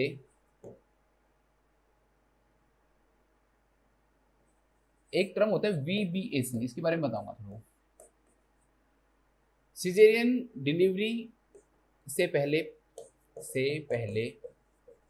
पहले इन्फॉर्म कंसेंट लेना जरूरी होता है, इन्फॉर्म्ड कंसेंट लेना जरूरी होता है। मैंने आपको सेंगर इंसिजन बताया था ना, तो मैंने आपको बताया था कि एक बार अगर सेंगर इंसिजन कर दिया तो उस करने के बाद में दोबारा से हम क्या नहीं करा सकते, सिजेरियन सेक्शन नहीं करा सकते। लेकिन जो मुनरो कैर जो इंसिजन उसमें कर सकते हैं। तो अगर एक बार किसी भी फीमेल का दोस्तों सीजरियन सेक्शन हो गया और आप उसके बाद में उसकी वेजाइनल डिलीवरी करवा रहे हो ना, तो उसे हम VBAC के नाम से जानते हैं, vaginal birth after caesarean, vaginal birth after caesarean के नाम से जानते हैं। तो इस टर्म को भी याद रखना, VBAC क्या होता है, कि किसी भी फीमेल का एक बार सीजेरियन हो गया और अगली डिलीवरी में अगर उसको वेजाइनल डिलीवरी करवा रहे हैं तो उसे हम किस नाम से जानते हैं दोस्तों, VBAC के नाम से जानते हैं, वेजाइनल बर्थ आफ्टर सीजेरियन के नाम से जानते हैं। मेरे याद आ गया दिमाग में तो मैंने बता दिया आपको। चलो नेक्स्ट देखो, तो ये तीन ये नाम भी याद रखना थोड़ा सा ना, आपको कंफ्यूजन हो सकता है, थोड़ा सा देख लेना। सेंगर्स है, मुनरो कैर है, क्रोनिग है, या डीली भी बोलते हैं जिसे, तो वो दोनों याद रख लेना। चलो नेक्स्ट क्वेश्चन पे आते हैं, 2 ही क्वेश्चन हुए हैं अभी हमारे ना। नेक्स्ट जो क्वेश्चन दोस्तों क्या है कि a nurse is caring for a client who is having a prolonged labour. ठीक है, एक नर्स है वो केयर कर रही है, क्लाइंट को क्या होना है दोस्तों, प्रोलॉन्ग्ड लेबर हो रहा है उसको तो द क्लाइंट इज अनोइड, जो क्लाइंट है दोस्तों वो अनोइंग हो गई है, ठीक है, उसको चिड़चिड़ा हो गई, चिड़चिड़ी सी स्वभाव हो गई उसको, एंड वेरी कंसर्न, बहुत ज्यादा चिंतित है, because her labour is deviated from what she perceives as normal. उसे लग रहा था कि उसका जो लेबर है वो नॉर्मल होने वाला है, लेकिन वो किस तरफ जा रहा है दोस्तों, एबनॉर्मल की तरफ जा रहा है। इसलिए इस कारण से वो क्या हो गई है, थोड़ी सी अनोइंग हो गई है, और क्या हो गई है, थोड़ी सी उसके प्रति चिंतित है, कंसर्न है। After the nurse has acknowledge the clients feelings, what is the next best intervention. भाई नर्स ने उसकी फीलिंग के बारे में जान लिया, अब नेक्स्ट जो नर्स है उसको क्या करना चाहिए। तो एक बार इस क्वेश्चन पे पहले बता देता हूँ, नहीं तो फिर दोबारा से समझाना पड़ेगा, फिर टाइम वेस्ट होगा आपका भी। I will leave so you can talk to your partner, बिल्कुल गलत है। हम ऐसे पेशेंट को ऐसी कंडीशन के अंदर छोड़ के नहीं जा सकते हैं, पहली बात। दूसरा, आप सीधे से कह रहे हो तो you are cutting off the communication, communication को आप बंद कर रहे हो। कोई वो कुछ पूछ ही नहीं सकती आपसे, न आप उससे कुछ पूछ सकते, आपने डायरेक्टली कह दिया कि भाई आप क्या करो, मैं यहाँ से जा रही हूँ और तुम अपने पार्टनर से बात करो, अपने हस्बैंड से बात करो, मुझे कोई लेना देना नहीं है। तो ये बिल्कुल गलत है, अनसेफ है। दूसरा, let's talk some more about what is really bothering you, ये भी गलत है। देखो अब आप सोच रहे हो ये सही होगा, मतलब नर्स को जब पता है कि भाई उसकी चिंता क्या है, उसके बाद में वो ये पूछ रही है कि क्या चीज तुम्हें चिंतित कर रही है, और कुछ बताओ क्या चिंतित कर रही है तुम्हें, इसको छोड़ो, सम मोर अबाउट व्हाट, ठीक है, और कुछ बताओ जो तुम्हें चिंता कर रही है, बोदरिंग कर रही है, दिक्कत दे रही है, ठीक है। तो ये भी गलत हो जाएगा, ऐसा नहीं कर सकती है नर्स। नर्स को जब रीजन का पता है तो उसे उसके सॉल्यूशन ढूंढने के बारे में पूछना चाहिए, ठीक है। तो इसलिए ये क्या हो जाएगा दोस्तों, गलत हो जाएगा। सेंटेंस अच्छा बोला था, ओपन कम्युनिकेशन भी है इसमें, बट फिर भी गलत है। Woman usually become very and frustrated during labour, मतलब इस दौरान जो फीमेल है ना दोस्तों वो क्या हो जाती है, थोड़ी चिंतित हो जाती है, फ्रस्ट्रेटेड हो जाती है, ठीक है, ये नॉर्मल है। तो ये बिल्कुल गलत बात है, उसे और वुमन से कोई लेना देना नहीं है। पहली बात तो भाई वुमन क्या हो जाती है, क्या हो जाती है, उससे कोई लेना देना नहीं है, उसको खुद की चिंता है, ठीक है। ये मौसमी में दे रखा है, आप अच्छे से पढ़ना, यही लाइन दे रखी है, ठीक है। हमें और वुमन से कोई लेना देना नहीं है, उस वुमन से लेना देना है, ठीक है, उसको क्या हुआ क्या नहीं है। दूसरी बात, ये कम्युनिकेशन को भी क्या कर रहा है, कट कर रहा है। उसने डायरेक्टली क्वेश्चन पूछा, उसने डायरेक्टली आंसर दिया, आगे बात खत्म। तो जहां बात खत्म वहां पर आंसर नहीं आएगा हमारा। अब हमारा आंसर क्या आएगा, आई विल रब योर बैक, मैं आपकी बैक को थोड़ा थोड़ा रब करती हूँ और आप मुझे बताओ कि ये हेल्प कर रहा है या नहीं कर रहा है। फिर वो आगे बताएगी अपने कंसर्न उसके बारे में, ठीक है, उसे पूछने की कोशिश कर रही है नर्स। तो इसका जो राइट आंसर हो जाएगा that will be I will rub your back and you will tell me if it helps, ये आपकी सहायता कर रही है या नहीं कर रही है। चलो एक बार बहुत इंपॉर्टेंट और बहुत टफ चीज पढ़ाता हूँ आपको मैं। आपको सर ये क्या पढ़ा दिया, देखो कई सारे, बस अब इसमें डेफिनेशन है। प्रोलॉन्ग लेबर में कोई क्वेश्चन डायरेक्टली नहीं आता है, कुछ भी सिंपल से पूछेगा कि प्रोलॉन्ग लेबर क्या होता है। तो प्रोलॉन्ग लेबर दोस्तों ध्यान रखना कि फर्स्ट स्टेज और सेकंड स्टेज दोनों का टाइम पीरियड मिला के अगर 18 घंटे से ज्यादा हो जाता है, मोर देन 18 आवर्स हो जाता है दोस्तों, तो इसे हम किस नाम से जानते हैं, प्रोलॉन्ग लेबर के नाम से जानते हैं। अब लेटेंट फेज होती है और एक्टिव फेज होती है फर्स्ट स्टेज ऑफ लेबर में, सुना है ना आपने, मैंने आपको बताया है लेटेंट फेज और एक्टिव फेज। अगर आप पार्टोग्राफ के अकॉर्डिंग देखोगे तो 0 to 4 और 4 to 10 सेंटीमीटर, 0 to 4 लेटेंट और 4 to 10 क्या होता है, एक्टिव होता है। अब इसमें देखो क्या डेफिनेशन, बस सीधा क्वेश्चन बनेगा। प्रोलॉन्ग्ड लेटेंट फेज जो प्राइमरी ग्रेविडा है ना, इसमें प्राइमरी मल्टी कुछ नहीं है, सीधा प्राइमरी ग्रेविडा में अगर 14 घंटे से ज्यादा है ना दोस्तों, तो वो प्रोलॉन्ग्ड लेटेंट फेज कहलाएगी। और मल्टीपैरा में ये 20 घंटे से अगर ज्यादा है ना, तो ये क्या कहलाएगी दोस्तों, प्रोलॉन्ग्ड लेटेंट फेज कहलाएगी। ध्यान रखना 14 और 20 ऐसे यहाँ पे 18 हो, लेकिन डेफिनेशन के अंदर स्पष्ट रूप से ये दिया हुआ है कि ये 14 और क्या होगा दोस्तों, 20 होगा। एक्चुअली मल्टीपैरा में 18 से ज्यादा हो सकता था, मतलब प्राइमरी पैरा में ज्यादा हो सकता था, बट उन्होंने नहीं किया तो वो छोड़ो। तो प्राइमरी ग्रेड में 14 घंटे से ज्यादा और मल्टी पैरा में अगर 20 घंटे से ज्यादा है दोस्तों, तो फिर इसे हम किस नाम से जानते हैं, प्रोलॉन्ग्ड लेटेंट फेज के नाम से जानते हैं। इसे हम किस नाम जानते हैं, प्रोलॉन्ग्ड लेटेंट फेज के नाम से जानते हैं। चलो नेक्स्ट आ जाओ। बहुत सारे क्वेश्चन बनते हैं, बहुत सारे। देखो अब लेटेंट के बाद सिंपल सा ये पूछे कि प्रोलॉन्ग्ड फर्स्ट स्टेज किसे कहते हैं, तो 12 घंटे से ज्यादा अगर ये स्टेज है ना दोस्तों, दो डेफिनेशन इसकी, साथ में क्या होगा, 12 घंटे से ज्यादा हो, मोर देन 12 आवर्स की स्टेज हो, उसे हम प्रोलॉन्ग्ड फर्स्ट स्टेज बोलेंगे। साथ में सर्विक्स का जो डायलेशन है दोस्तों, वो प्राइमरी ग्रेविडा में 1 सेंटीमीटर पर आवर से कम हो, और मल्टी पैरा के अंदर दोस्तों ये 2 सेंटीमीटर पर आवर से क्या हो, कम हो।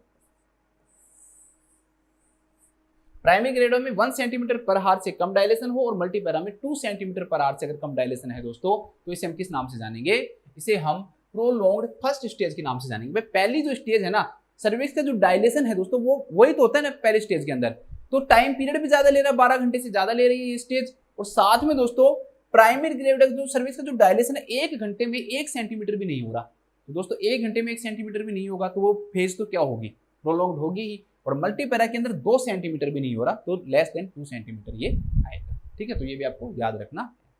इसके बाद नेक्स्ट है दोस्तों प्रोट्रैक्टेड एक्टिव फेज, बिल्कुल उसी की तरह प्राइमरी पैरा जो है दोस्तों, प्राइमरी पैरा लिखा हुआ है, प्राइमरी ग्रेविडा प्राइमरी पैरा कुछ भी लिख देना, कोई इससे कोई फर्क नहीं पड़ेगा। उसके अंदर less than 1.2 centimetre per hour से कम क्या होगा दोस्तों, डायलेशन होगा। सर्विस का जो डायलेशन है वो प्राइमरी पैरा में अगर 1.2 सेंटीमीटर पर आवर से कम हो रहा है, और 1.5 सेंटीमीटर पर आवर से कम हो रहा है किसमें, मल्टी पैरा में, तो इसे किस नाम जानते हैं, प्रोट्रैक्टेड एक्टिव फेज, वही रुकी हुई एक्टिव फेज। ठीक है, प्रोट्रैक्टेड मतलब यहाँ पर क्या है, रुकी हुई एक्टिव फेज। जैसे यहाँ पर प्रोलॉन्ग्ड है, वहां पर प्रोट्रैक्टेड है कि रुकी हुई है, भाई बढ़ नहीं रही है, स्लो चल रही है। तो ये आप ये क्या है कि सिर्फ इनमें आपको न्यूमेरिकली याद रखने हैं। प्रोलॉन्ग्ड में 18 घंटे से ज्यादा, यहाँ पे 14 और 20 घंटे से ज्यादा, 14 और 20 घंटे से ज्यादा। इसके बाद दोस्तों यहाँ पर कितना है, टाइम पीरियड भी याद रखना है इसमें, प्रोलॉन्ग में 12 घंटे से ज्यादा, और जो सर्विस का डायलेशन है वो 1 और 2 से ज्यादा, सॉरी कम, 1 और 2 से कम। प्रोट्रैक्टेड के अंदर क्या होगा, कम 1.2 सेंटीमीटर से कम और 1.5 सेंटीमीटर से कम सर्विक्स का क्या डायलेशन, सर्विस का डायलेशन होना, जो कि 10 सेंटीमीटर होता है। और भी है क्या, हाँ जी और भी है। एक क्वेश्चन आता है दोस्तों सेकेंडरी अरेस्ट क्या होता है, इसके अंदर बस इतना याद रख लो कि एक्टिव फेज है ना, वो नॉर्मली स्टार्ट होती है, एक्टिव फेज स्टार्ट नॉर्मली, और उसके बाद में स्टार्ट होने के बाद में दोस्तों ये क्या हो जाती है, अरेस्ट हो जाती है, मतलब रुक जाती है, तो उसे हम किस नाम से जानते हैं, सेकेंडरी अरेस्ट के नाम से जानते हैं। लगभग ऐसे मानते हैं कि जैसे आपको लग रहा हो कि सर्विस का डायलेशन होने ही वाला है, उसे 2 घंटे पहले क्या हो जाती है दोस्तों, ये रुक जाती है। ठीक है, ऐसे लगेगा ना कि 2 घंटे बाद सर्विस फुली डायलेट हो जाएगा, उसे 2 घंटे पहले रुक जाती है, तो उसे हम किस नाम जानते हैं, सेकेंडरी अरेस्ट। इसमें कंफ्यूज मत हो जाना कहीं आप सेकेंडरी अरेस्ट को सेकेंड स्टेज ऑफ लेबर समझ लो। Secondary arrest is also related to first stage of labour, जिसके अंदर एक्टिव फेज जो है वो स्टार्ट तो नॉर्मली हो जाती है, लेकिन फुली डायलेशन नहीं करवा पाती है, तो उसे हम किस नाम से जानते हैं, सेकेंडरी अरेस्ट के नाम से हम उसे जानते हैं। और भी है क्या, हाँ और भी है। आपके लिए इंपॉर्टेंट है तभी मैं लिखवा रहा हूँ। ठीक है, ऐसे मत सोचना कि सर कितनी चीजें लिखवा दी, याद कैसे करें, एक जगह लिख लो याद हो जाएंगे, मैंने भी याद किया आप भी कर लो। इसके बाद दोस्तों प्रोलॉन्ग्ड सेकेंड स्टेज, जो सेकेंड स्टेज है वो, तो मल्टी पैरा में 2 घंटे से ज्यादा, और प्राइमरी पैरा में, सॉरी मल्टी पैरा में ये लिखो 1 घंटे से ज्यादा, और प्राइमरी पैरा में 2 आवर से ज्यादा, 1 आवर 2 आवर लिखो, है ना, ऐसे लिखो। मल्टी पैरा में 1 घंटे से ज्यादा अगर टाइम पीरियड लग रहा है, और जो नली पैरा या प्राइमरी पैरा जो दोस्तों, उसमें 2 घंटे से ज्यादा का भी टाइम पीरियड लगे सेकेंड स्टेज के अंदर। ठीक है, तो उसे हम किस नाम से जानते हैं दोस्तों, प्रोलॉन्ग्ड के नाम से जानते हैं। उसे किस नाम जानते हैं, प्रोलॉन्ग्ड सेकेंड स्टेज के नाम से हम उसे जानते हैं। इसके बाद है और आ रहा है देखो, प्रोट्रैक्शन ऑफ डिसेंट, डिसेंट रुक गया, मतलब बेबी जो उसको नीचे की तरफ आता है ना, उसे हम डिसेंटिंग बोलते हैं ना, स्टेशन उसी के द्वारा जारी होता है, भाई कितना नीचे आ रहा है वो, तो वो रुक जाए, तो उसे हम किस नाम से जानते हैं, प्रोट्रैक्शन ऑफ डिसेंट। तो अगर 1 सेंटीमीटर पर आवर से भी कम नीचे आ रहा है बेबी, मतलब 1 घंटे में 1 सेंटीमीटर भी नीचे नहीं आ रहा, तो उसे हम किस नाम जानेंगे, protraction of descent, primary para में। और मल्टी पैरा के अंदर दोस्तों कम आ रहा है किससे, less than 2 centimetre per hour, 2 centimetre per hour से भी कम आ रहा है, तो इसे फिर किस नाम जानेंगे, प्रोट्रैक्शन ऑफ डिसेंट के नाम से हम इसे जानेंगे, प्रोट्रैक्शन ऑफ डिसेंट के नाम से जानते हैं। ठीक है, अब देखो आपको मैं याद भी करवाऊंगा, ट्रिक बताऊंगा एक। ठीक है, अरेस्ट ऑफ डिसेंट अगर आपको याद रखना है दोस्तों, अरेस्ट ऑफ डिसेंट मतलब अरेस्ट डिसेंट रुक ही गया, तो दोस्तों आपने 2 घंटे वेट किया, और 2 घंटे से ज्यादा टाइम के बाद भी जो स्टेशन है दोस्तों वो सेम है, स्टेशन क्या नहीं हो रहा, कोई भी चेंज नहीं हो रहा। मैंने आपको स्टेशन बताया था कि बेबी किस पे है, स्टिल स्पाइन पे है। बेबी, ये बेबी का हेड है, ये क्या है दोस्तों, स्टिल स्पाइन है। और स्टिल स्पाइन के ऊपर जो बेबी होता है दोस्तों, उसे हम क्या नाम जानते हैं, स्टेशन। अगर से ऊपर की तरफ जा रहा है 1 सेंटीमीटर पर तो -1 स्टेशन, 2 सेंटीमीटर पर तो -2, और नीचे आ रहा है तो +1 +2। अब अगर मान लो ये 0 पे बना हुआ है और 2 घंटे तक 0 पे ये नीचे ही नहीं आ रहा दोस्तों, तो फिर इसे हम किस नाम से जानते हैं, फिर इसे हम जानते हैं कि इसका अरेस्ट ऑफ डिसेंट के नाम से जानते हैं। जो डिसेंट है वो क्या हो गया है दोस्तों, अरेस्ट हो गया है, रुक गया है। ठीक है, तो थोड़ा सा याद रखना। अब देखो याद कैसे करोगे, 3-4 चीजें ऐसी हैं दोस्तों जो सेम है, जिसमें 1 और 2 याद रखना आपको। देखो प्रोट्रैक्शन ऑफ डिसेंट, इसमें डिसेंट है 1 सेंटीमीटर पर हार है, 2 है।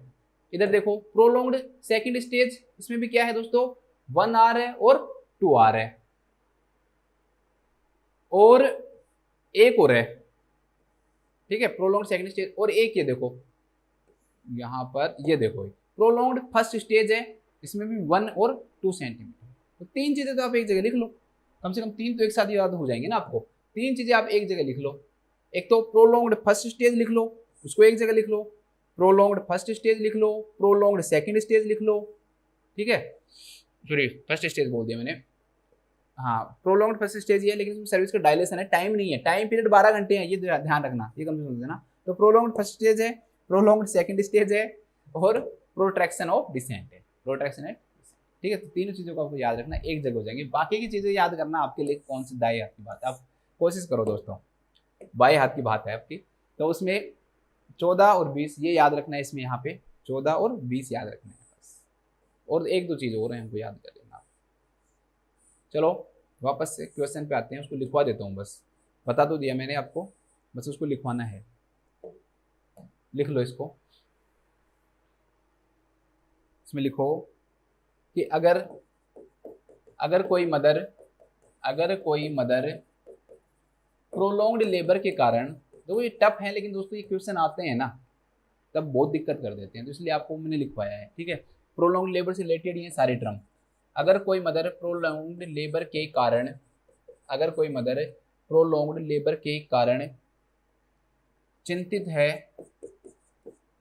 है तो नर्स को पूछना चाहिए, तो नर्स को उसे पूछना चाहिए, नर्स को उससे पूछना चाहिए कि I will rub your back and you will tell me if it helps. And पूरा सेंटेंस लिख लो, एंड यू टेल मी, क्योंकि इसका कोई लेना देना ही नहीं है, फिर अगर आपको समझ में नहीं आएगा, हिंदी में लिख लोगे ना अगर यहाँ पे, तो ये वाला सेंटेंस थोड़ा सा याद नहीं होगा, इसलिए मैं थोड़ा सा इंग्लिश में आपको लिखा रहा हूँ। तो ये मत सोचना कि सर ने इंग्लिश में लिखा दिया। तो मैं ये बताना चाह रहा हूँ कि इस सेंटेंस के अंदर सीधा लिख लेना कि भाई अगर प्रोलॉन्ग लेबर के कारण चिंतित है तो नर्स कम्युनिकेशन को ओपन करने के लिए क्या कहती है उसको, आई विल रब योर बैक। और आप मुझे बताओ कि सहायता करता है या नहीं करता। ठीक है, थोड़ी सी उसकी एंजाइटी भी से क्या हो जाएगी, कम हो जाएगी। चलो नेक्स्ट क्वेश्चन देखते हैं। अभी तो हमारे 3 ही क्वेश्चन हुए हैं, चलो फास्ट देखते हैं। एक client at 26 week gestation is admitted to the high risk unit with an influenza infection. देखो 26 वीक की प्रेगनेंसी पहली बात, और इन्फ्लुएंजा उसको क्या है दोस्तों, इन्फेक्शन है। बड़ी बात, सीज इन लेबर दोस्तों, 26 वीक पे सीज इन लेबर, मतलब कि प्री टर्म लेबर है उसे, उसका मतलब क्या है, उसे प्री टर्म लेबर है। ठीक है, अब उसे ये कह रहे हैं which of these instruction should a nurse question, मतलब भाई इनमें से कोई 4 चीजों के बारे में डॉक्टर ने कहा है, और आपको ना एक चीज ऐसी बतानी है जो कि गलत है, क्योंकि नर्स उसी चीज को क्वेश्चन कर रही है, भाई ये चीज क्यों बता रहे हो, ये तो नहीं लगती।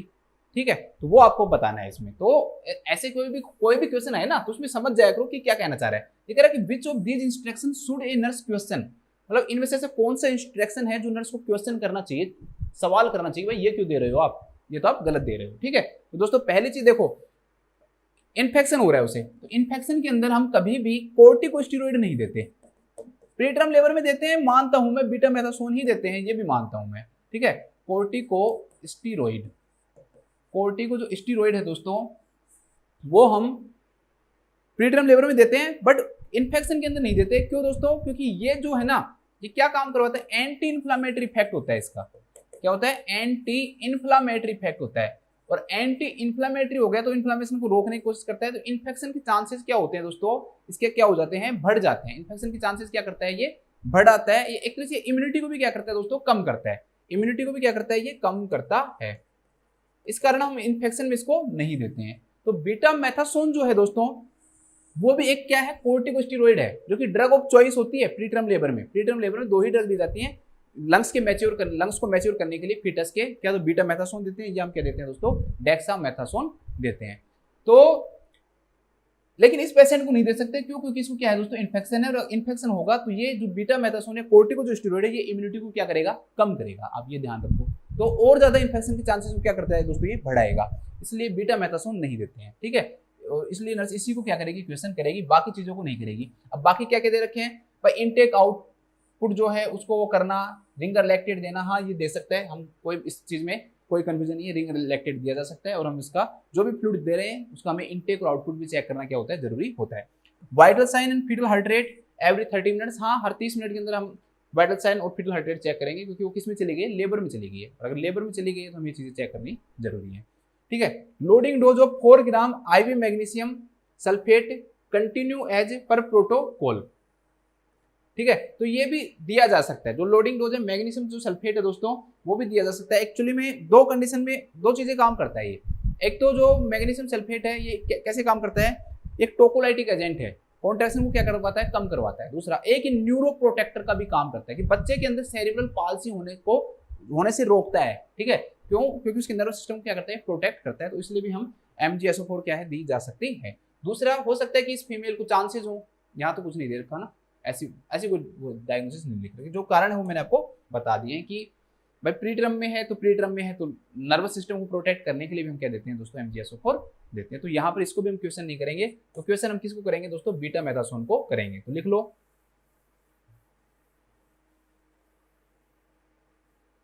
इम्यूनोसुप्रेसेंट इफेक्ट होता है इनका ना, कोर्टिकोस्टेरॉइड को क्या बोलते हैं हम, इम्यूनोसुप्रेसेंट इफेक्ट। देखो इन्फेक्शन होने पर या इन्फ्लुएंजा लिख लो ताकि क्वेश्चन भी याद रहे। इन्फ्लुएंजा इन्फेक्शन होने पर कोर्टिकोस्टेरॉइड ड्रग नहीं दी जाती क्योंकि ये इम्यूनोसुप्रेसेंट होती है। एंटी इन्फ्लेमेटरी मत लिखना, आप इम्यूनोसुप्रेसेंट लिखो, क्योंकि यह, ठीक है, इम्यूनोसुप्रेसेंट होती है। एग्जाम्पल के रूप में लिख लेना बीटा मेथासोन, ठीक है। इन्फ्लुएंजा जो वायरस है दोस्तों, उसका क्या हो रहा है, उसको इन्फेक्शन हो रखा है। आ जाओ, कहीं नहीं जाएंगे, प्रीटर्म लेबर पे भी आएंगे, मैं नहीं चाहता कि कुछ छोड़ूं। प्रीटर्म थोड़ा ही पढ़ेंगे प्रीटर्म लेबर में, फिर कभी आएगा तो और ज्यादा डिटेल में बताऊंगा। प्रीटर्म जो बर्थ है दोस्तों, उसमें और प्रीटर्म लेबर में भी डिफरेंस होता है, ध्यान रखना। लेबर स्टार्ट हो गया, प्रीटर्म लेबर, इसका मतलब ये जरूरी नहीं है कि बच्चे की डिलीवरी हो जाए। जब डिलीवरी हो जाए तो फिर उसे हम क्या बोलते हैं, प्रीटर्म बर्थ बोलते हैं, ठीक है। तो 37 वीक से पहले हो रहा है तो वो क्या कहलाएगा, प्रीटर्म बर्थ कहलाएगा, ठीक है। 37 वीक से पहले अगर डिलीवरी हो गई तो उसे हम किस नाम से जानते हैं दोस्तों, प्रीटर्म बर्थ के नाम से जानते हैं। अब WHO ने 3 क्राइटेरिया बता रखा है, एक एक्सट्रीमली, एक वेरी और एक दोस्तों क्या, मॉडरेट।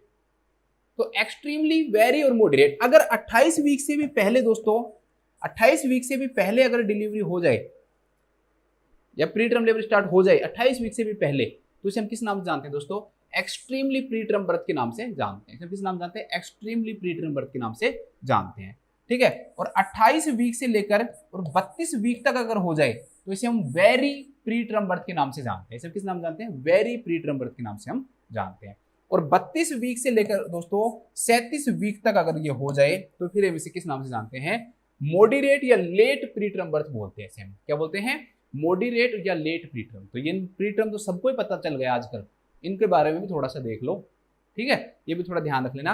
वैसे याद करने का ना 32 ही है, 32 याद कर लोगे ना, मैंने खुद ने भी 32 याद किया है और कुछ याद नहीं किया। क्यों, इधर तो 28 वीक सबसे लास्ट में, इधर 28 ही जाता है तो 28 से कम हो गया, इधर लास्ट में 37 ही रहेगा, क्योंकि 37 के बाद तो टर्म पीरियड स्टार्ट हो गया ना, तो यहाँ पर 37 हो गया। तो बस ये याद रखना 28, फिर यहाँ पर 28 से 32 हो जाएगा, यहाँ 32 से 37 हो जाएगा। चलो आ जाओ, American College of Obstetrics and gynaecology जो है दोस्तों, ACOG जो है, उसके अकॉर्डिंग उसने भी 2 बताए हैं, एक अर्ली बताया है और एक क्या बताया है, लेट बताया। तो इनका बिल्कुल सिंपल है, लेस देन अगर 34 वीक है दोस्तों तो अर्ली है, और अगर 34 to 37 वीक है तो फिर वो लेट है, लेट प्रीटर्म बर्थ, ठीक है, अर्ली प्री टर्म बर्थ और late preterm birth according to American College of Obstetrics and Gynaecology के अकॉर्डिंग यही है। ठीक है, तो 34 वीक से कम होना और 34 वीक से और 37 वीक तक लेट कहलाएगा। तो ये दोनों ध्यान रख लेना, क्या पता किसी एग्जाम में नॉर्थ साइड में पूछ ले, आजकल थोड़े से क्वेश्चन अच्छे पूछने लग गए। अब कैसे डायग्नोज करोगे आप कि भाई प्रीटर्म लेबर हो रहा है, स्टार्ट हो गया है, प्रीटर्म लेबर स्टार्ट हो गया है, कैसे डायग्नोज करोगे? तो दोस्तों सबसे पहला कॉन्ट्रैक्शंस आने स्टार्ट होंगे। क्वेश्चन ये तो नहीं आएगा कि कॉन्ट्रैक्शन आने स्टार्ट होंगे, वो तो सबको पता है भाई कॉन्ट्रैक्शन आने स्टार्ट होंगे। तो दोस्तों कॉन्ट्रैक्शन आना स्टार्ट हो जाते हैं, अगर एक कॉन्ट्रैक्शन भी आ रहा है ना 10 मिनट में, तो भी हम मानेंगे कि लेबर स्टार्ट हो रहा है। ठीक है, 37 वीक से पहले, ये तो अब मैं बोलूंगा नहीं 37 वीक से पहले, ये समझ जाओ, पर 37 वीक के बाद कॉन्ट्रैक्शन स्टार्ट होने चाहिए ना, लेकिन कॉन्ट्रैक्शन आने लग जाए, एक भी काउंट हुआ होगा, एक से ज्यादा तो होंगे ही, 2 3 4 वो तो होंगे ही, लेकिन एक भी काउंट होगा, अगर एक भी कॉन्ट्रैक्शन आ रहा है ना, तो वो डायग्नोज करवा रहा है आपको, किसको? प्रीटर्म लेबर को डायग्नोज करवा रहा है। ठीक है, इसके बाद है सर्विक्स का डायलेशन। सर्विक्स का जो डायलेशन है ना दोस्तों, ये भी बहुत डिपेंड करता है। अगर 2 सेंटीमीटर या फिर उससे ज्यादा का अगर सर्विक्स का डायलेशन हो रहा है ना, तो ये सजेस्ट करेगा किसको? प्रीटर्म लेबर को। अगर 2 सेंटीमीटर भी डायलेट हो गया ना सर्विक्स, तो मतलब कि लेबर, प्रीटर्म लेबर स्टार्ट हो गया है, ध्यान रखना 2 सेंटीमीटर। ठीक है, क्राइटेरिया ये याद रखने पड़ेंगे। इफासमेंट दोस्तों 80% या उससे ज्यादा इफासमेंट, 80% अगर या उससे ज्यादा इफासमेंट हो गया। इफासमेंट मैंने आपको कई बार बता दिया कि इफासमेंट का मतलब क्या होता है? Taking up of the cervix होता है। सर्विक्स क्या होता है? जो लोअर यूट्राइन सेगमेंट के अंदर जाकर मिल जाता है, इससे वो पतला हो जाता है, थिन हो जाता है और ऊपर की तरफ चला जाता है, उसे हम क्या बोलते हैं? इफासमेंट। वो डिलीवरी में हेल्प करवाता है। तो लगभग 80% या 80% क्या हो जाए दोस्तों, जो सर्विक्स से ऊपर की तरफ चला जाए, सिर्फ 20% पार्ट ही बचे, तो उसे हम किस नाम से जानते हैं? इफासमेंट। तो अगर 80% भी इफासमेंट हो रहा है, तो वो भी किसको सजेस्ट करेगा? प्रीटर्म लेबर को सजेस्ट करेगा।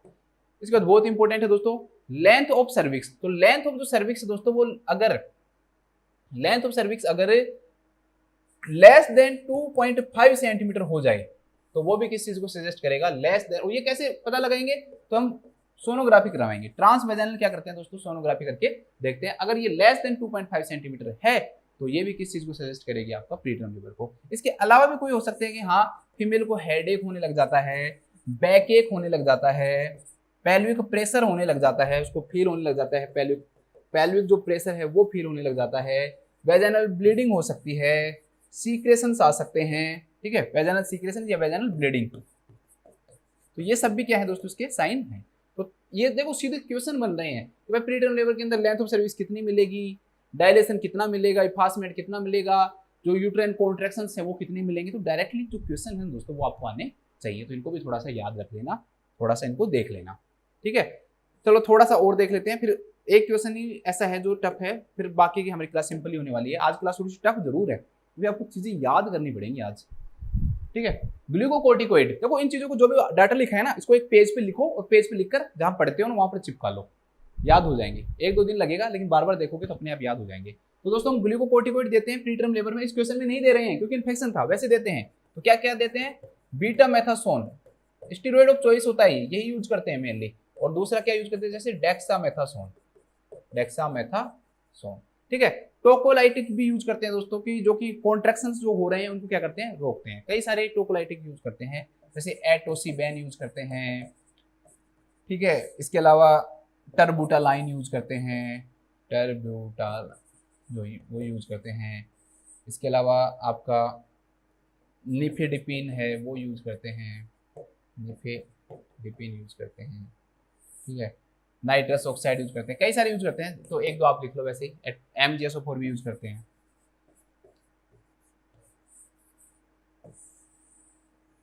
ठीक है, तो कई सारे हम क्या यूज करते हैं दोस्तों, इसके अंदर हम टोकोलाइटिक जो कॉन्ट्रैक्शन को क्या करते हैं दोस्तों, कम करने का काम करते हैं, वो यूज करते हैं टोकोलाइटिक एजेंट।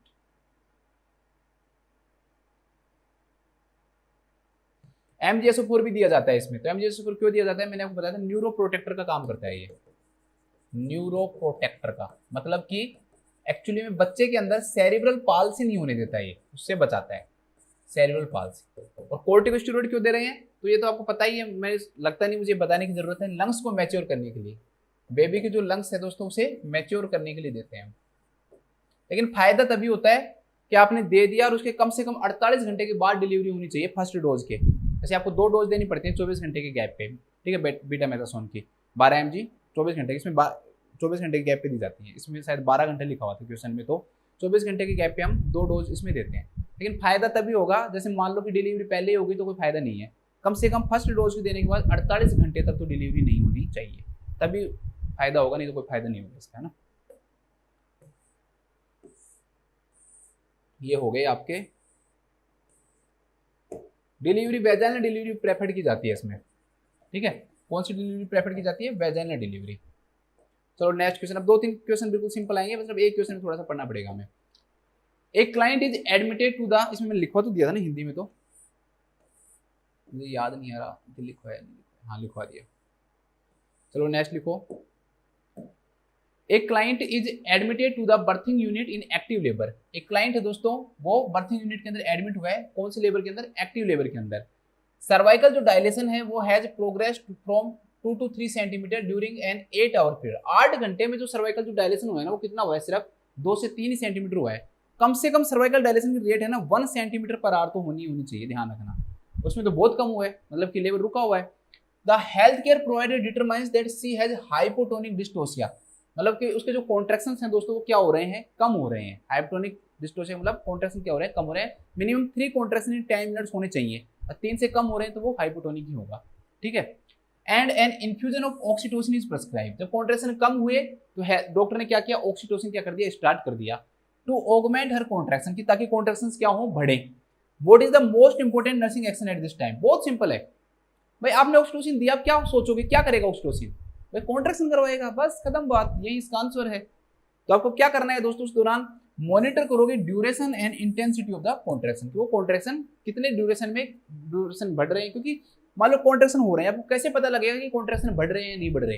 वो आपको तभी तो पता लगेगा जब आप उनको क्या करोगे दोस्तों? मॉनिटर करोगे। इसके अलावा हो सकता है कि भाई ऑक्सीटोसिन की ज्यादा डोज हो जाए तो टिटेनिक कॉन्ट्रैक्शंस भी हो सकते हैं, ज्यादा कॉन्ट्रैक्शंस भी हो सकते हैं, बिना रिलैक्सेशन कॉन्ट्रैक्शन भी हो सकते हैं। तो उसके लिए भी हमें जरूरी है कि ऑक्सीटोसिन देते समय हम क्या चेक करते रहें कि कॉन्ट्रैक्शन कितनी देर के लिए आ रहा है, कितनी तेज आ रहा है, ठीक है, दोनों के बीच में गैप कितना आ रहा है, 2 कॉन्ट्रैक्शन के बीच में, तो वो सब हमें पता लगाना जरूरी होता है। तो बस यही है, मॉनिटर करेंगे हम duration and intensity of the contraction.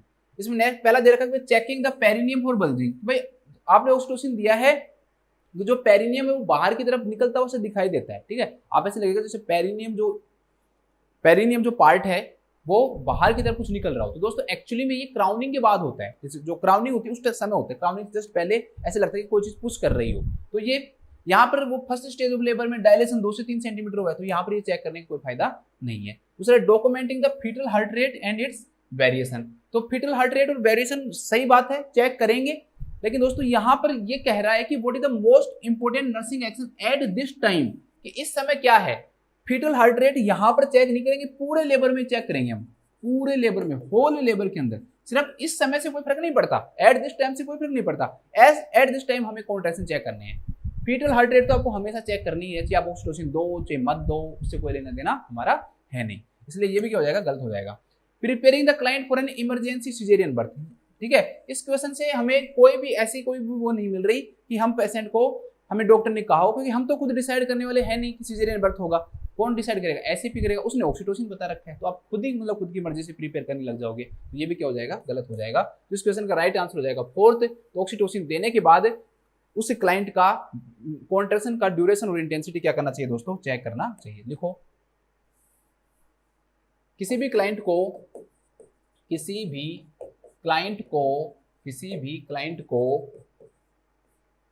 Oxytocin देने के बाद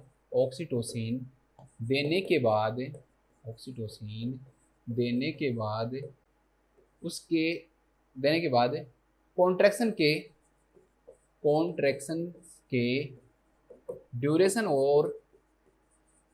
के ड्यूरेशन और इंटेंसिटी को चेक करना चाहिए,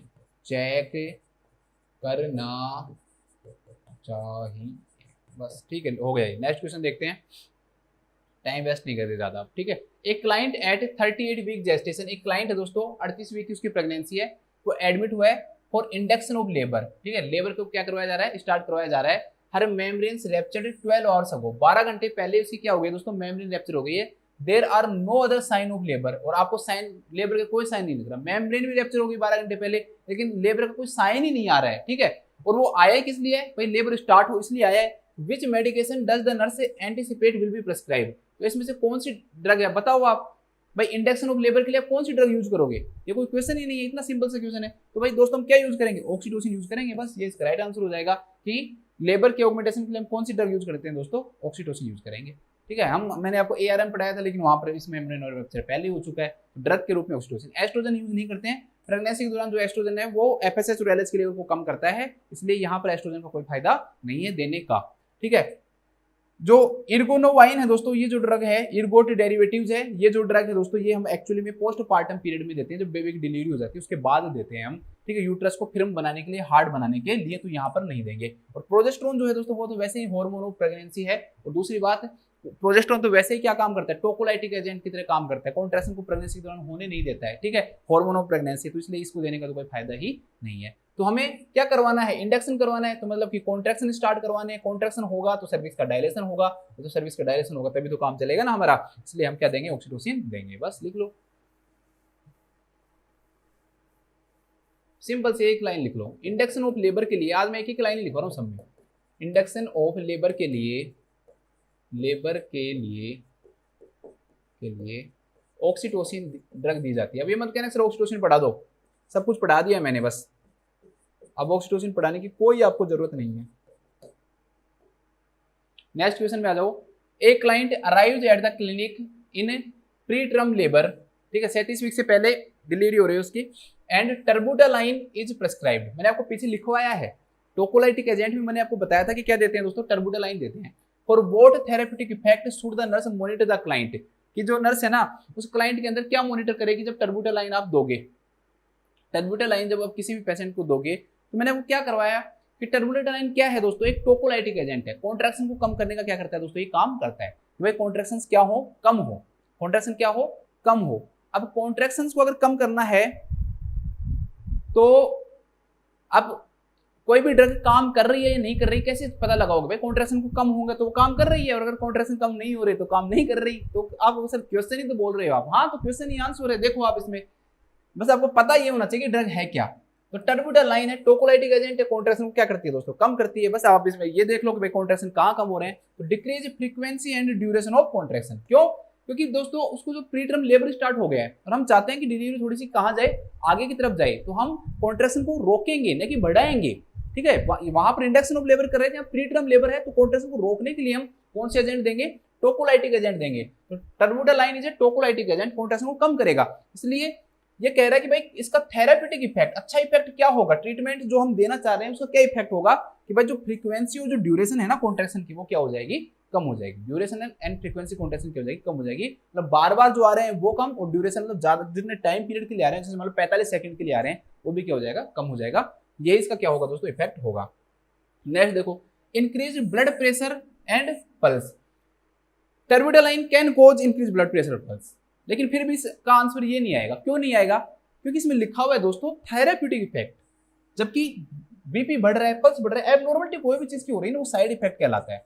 क्या कहलाता है, साइड इफेक्ट। तो these are the side effects, not therapeutic effect. और हमें ये ढूंढना है कि भाई अच्छी चीज क्या कर रहा है, ये ट्रीटमेंट में कैसे फायदा कर रहा है ये, ठीक है, ये चीज कर रहा है। नेक्स्ट दोस्तों, reduction of pain in the perineal area, कि पेरिनियल एरिया के अंदर कोई एनाल्जेसिक ड्रग तो है नहीं कि भाई पेरिनियल एरिया के अंदर पेन को कम कर देगी, तो वैसे भी गलत हो जाएगा ये।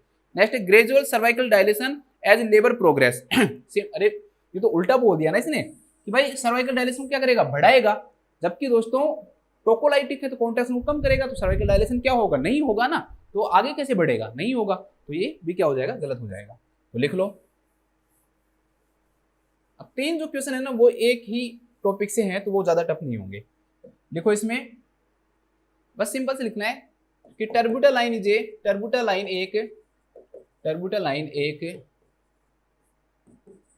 टोकोलाइटिक ड्रग है। मैं कभी आगे आएगा तो इनको सारों को सब बताऊंगा मैं आपको एक बार, है ना, इनकी जो मैकेनिज्म ऑफ एक्शन एक लाइन में सारे करवा दूंगा मैं आपको। एजेंट आज क्या पहले ही फिर लंबी क्लास हो जाएगी। टर्बुटालाइन एक टोकोलाइटिक एजेंट है जो कि कॉन्ट्रैक्शंस की फ्रीक्वेंसी और ड्यूरेशन को कम करती है। कॉन्ट्रैक्शन की फ्रीक्वेंसी एंड ड्यूरेशन को कम करती है। को कम करती है। तो फोर्थ इसका आंसर हो जाएगा।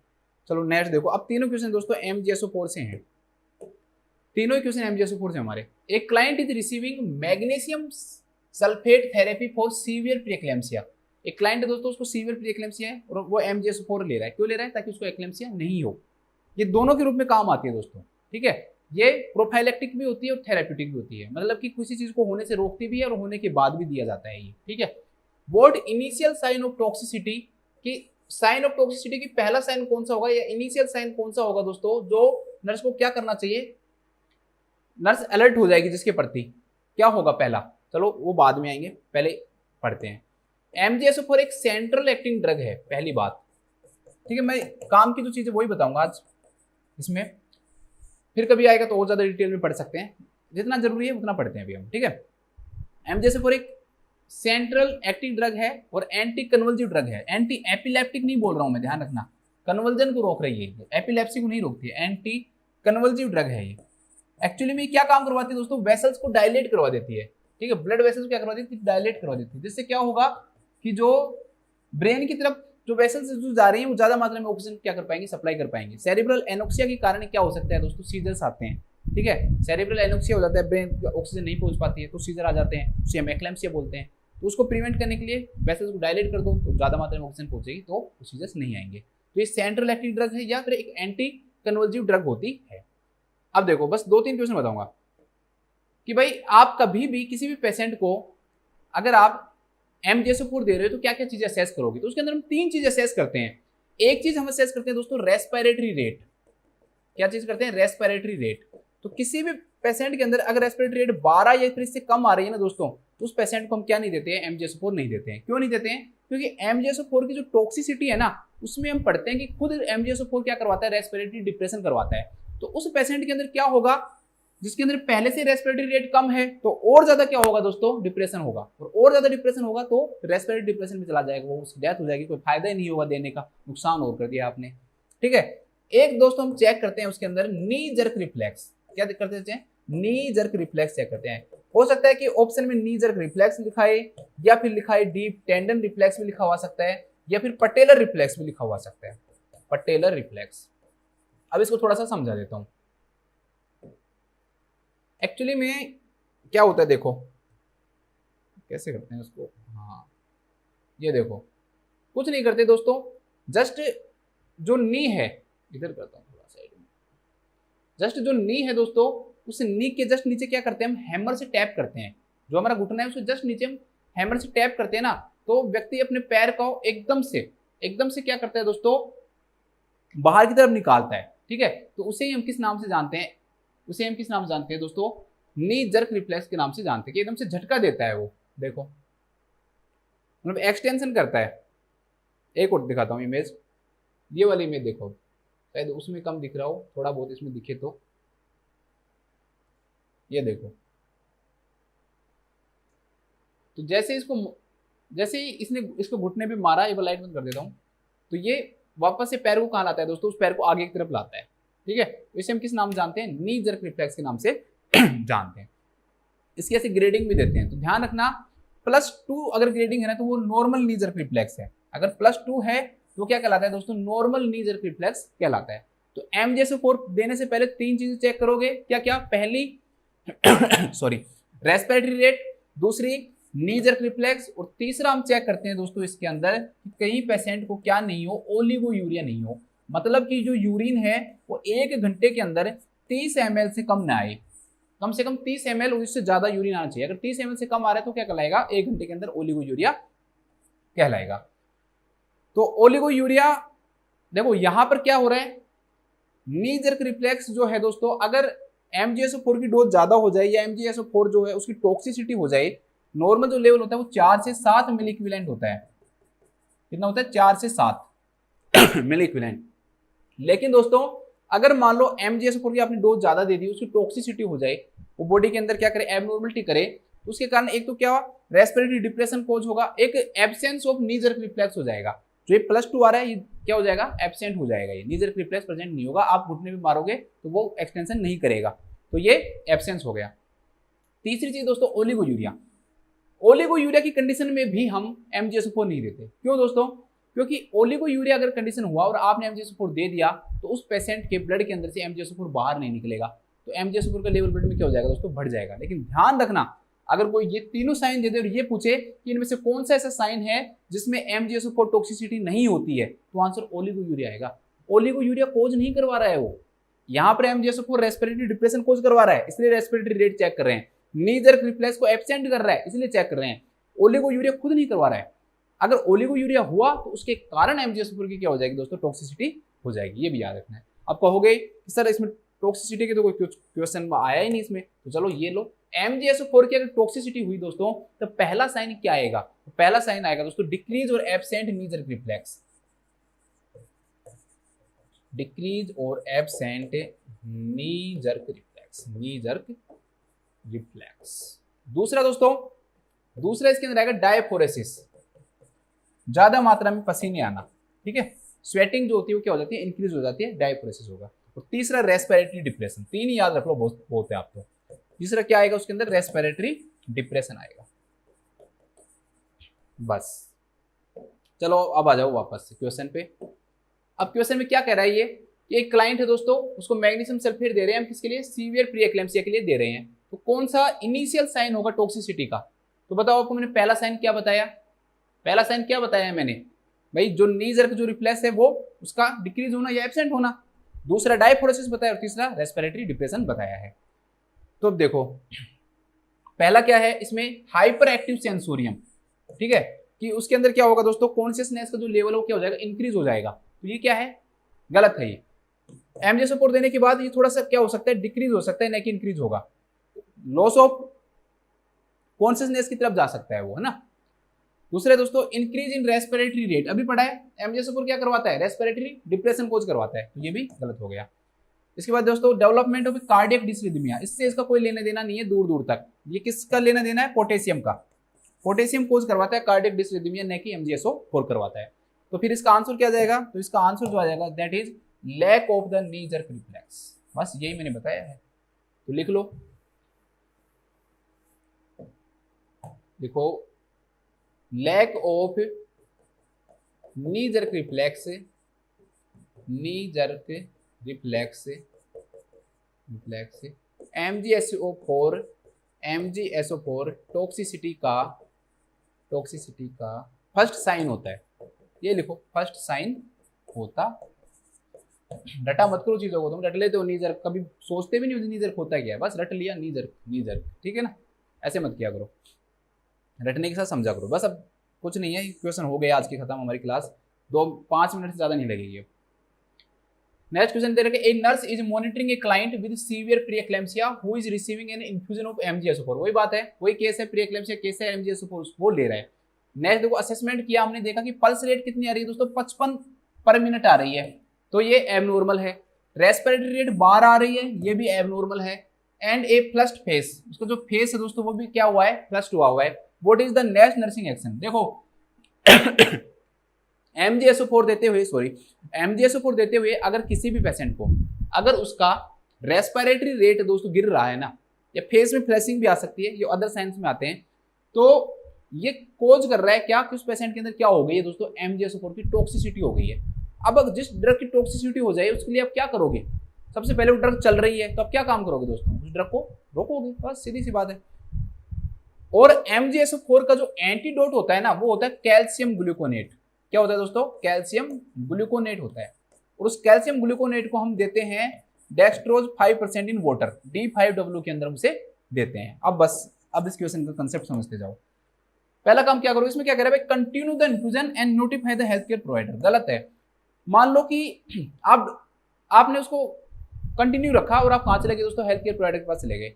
आपने मान लो 5 मिनट ली, तो 5 मिनट तक अगर जो MgSO4 चल रहा है, तो वो MgSO4 5 मिनट तक जो चल रहा है दोस्तों, वो टॉक्सिसिटी के लेवल को कम करेगा या बढ़ेगा? और ज्यादा बढ़ाएगा। तो हम टाइम वेस्ट नहीं कर सकते हैं दोस्तों, इसमें टाइम वेस्ट कर रही है वो।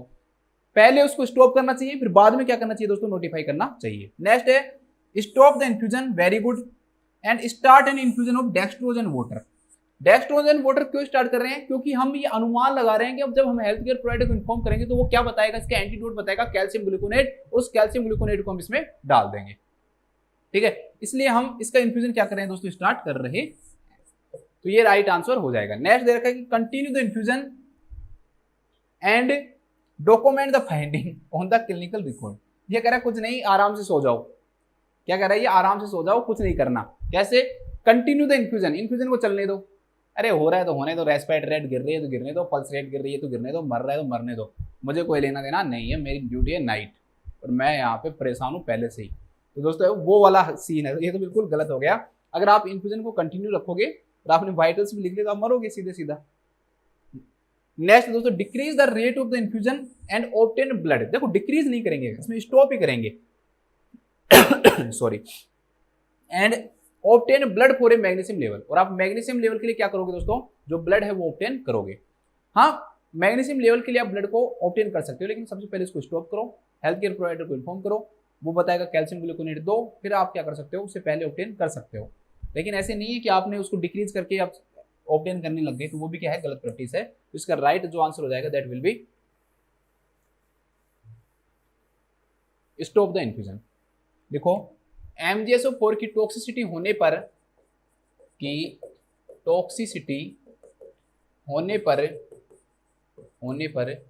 MgSO4 इन्फ्यूजन को स्टॉप कर देना चाहिए। MgSO4 इन्फ्यूजन मतलब स्लो दे रहे हैं ना, तो स्टॉप कर देना चाहिए,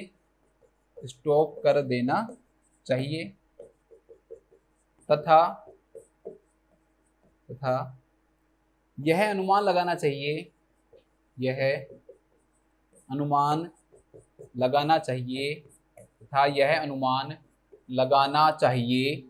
कि health care provider calcium gluconate order करेगा।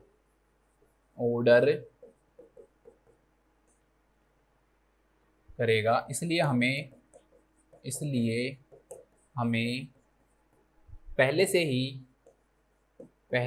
ही D5W इन्फ्यूजन तैयार रखना चाहिए। उसमें फिर डाल देंगे कैल्शियम ग्लूकोनेट, तैयार रखना चाहिए। मैं और पानी पी लेता हूँ यार।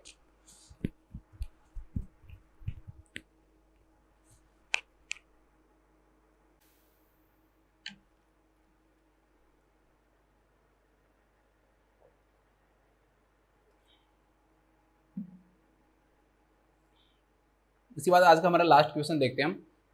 लास्ट दो क्वेश्चन उसमें क्या दे रखा है कि एक client admitted with pre eclampsia is receiving magnesium sulphate, कि एक पेशेंट है दोस्तों प्री एक्लेम्सिया का है और वो मैग्नीशियम सल्फेट क्या कर रहा है, रिसीव कर रहा है, उसको मैग्नीशियम सल्फेट दे रहे हैं हम। ठीक है, which assessment indicate that a therapeutic level of the medication has been reached. मतलब इनमें से ऐसा कौन सा असेसमेंट है जो हमें ये बताएगा कि भाई जो मैग्नीशियम सल्फेट जो हम दे रहे हैं उसका थेराप्यूटिक लेवल पहुंच गया है। अब आप समझो थेराप्यूटिक लेवल पहुंचने का मतलब क्या है। कोई भी ड्रग सबसे अच्छा जो काम करेगी वो किस पे करेगी, थेराप्यूटिक लेवल पे। अगर आपने ज्यादा डोज दे दी तो वो क्या कोज करवाएगी, टॉक्सिसिटी कोज करवाएगी। तो अब इन चारों ऑप्शन में हमें एबनॉर्मलिटी नहीं देखनी है, हमें क्या देखना है दोस्तों कि नॉर्मलिटी क्या है।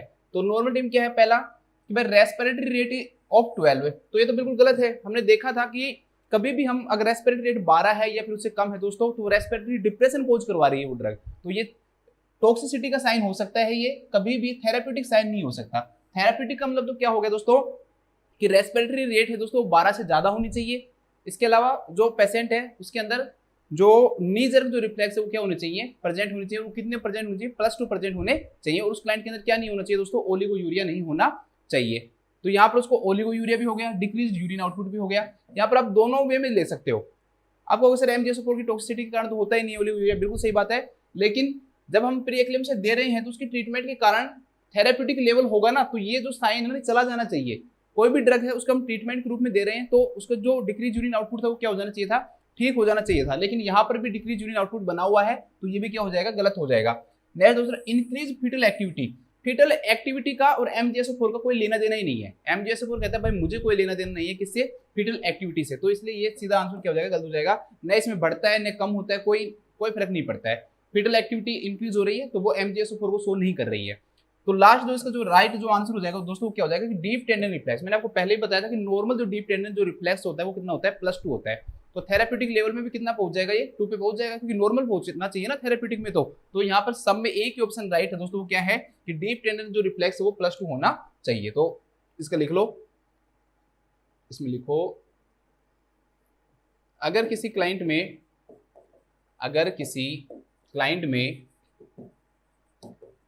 MgSO4 अगर किसी क्लाइंट में MgSO4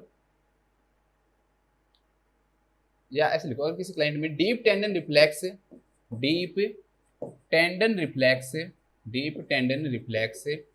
+2 है तो यह शो करता है कि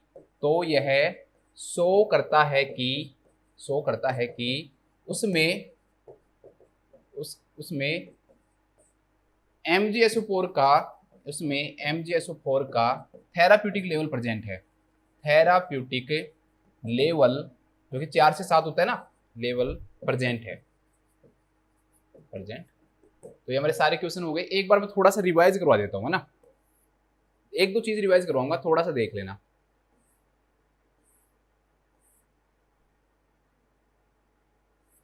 जाना मत छोड़ के क्लास, ध्यान रखना।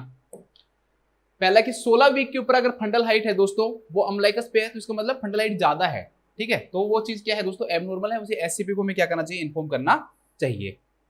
दूसरा क्या है कि सीजनल डिलीवरी से पहले हमें क्या लेना चाहिए, इन्फॉर्म कंसेंट लेना चाहिए। और जो ड्रग एलर्जीज है दोस्तों उनके बारे में जानना भी जरूरी है।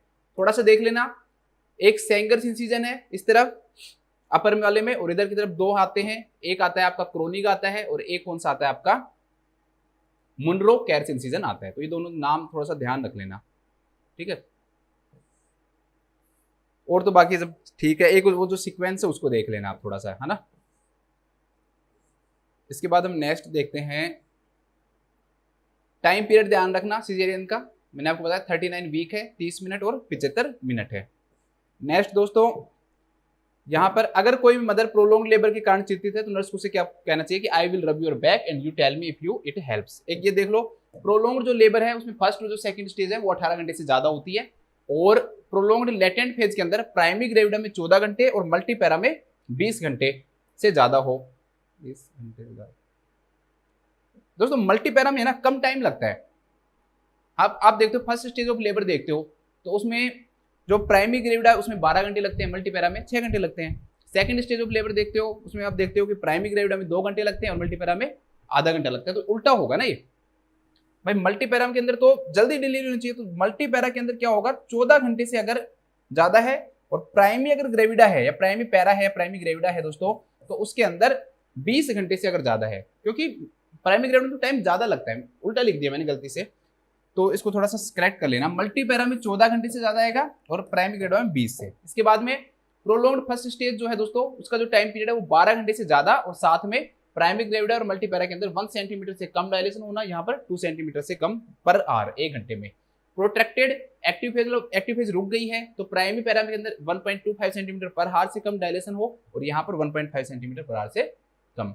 सेकेंडरी रेस्ट फेज ये बिल्कुल सिंपल है, एक्टिव फेज स्टार्ट हो गई फिर रुक गई। प्रोलॉन्ग्ड सेकेंड स्टेज में 1 घंटे से ज्यादा और 2 घंटे से ज्यादा।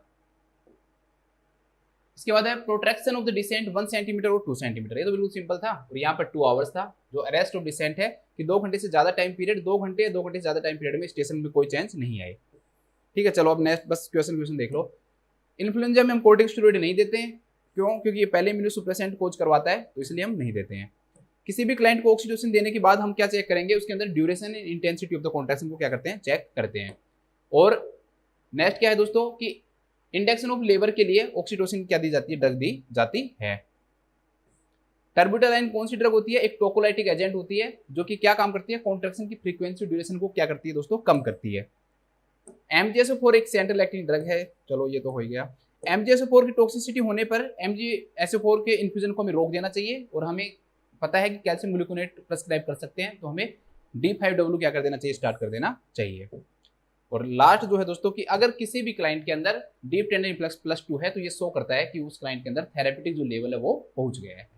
तो ये हमारी एक छोटी सी क्लास थी जिसमें हमने काफ़ी इंपॉर्टेंट जो टॉपिक्स है दोस्तों उनके बारे में पढ़ा। तो मैं आशा करता हूँ कि आपको सब समझ में आया होगा। सभी अपना ध्यान रखो, स्वस्थ रहो, खुश रहो। Thank you so much.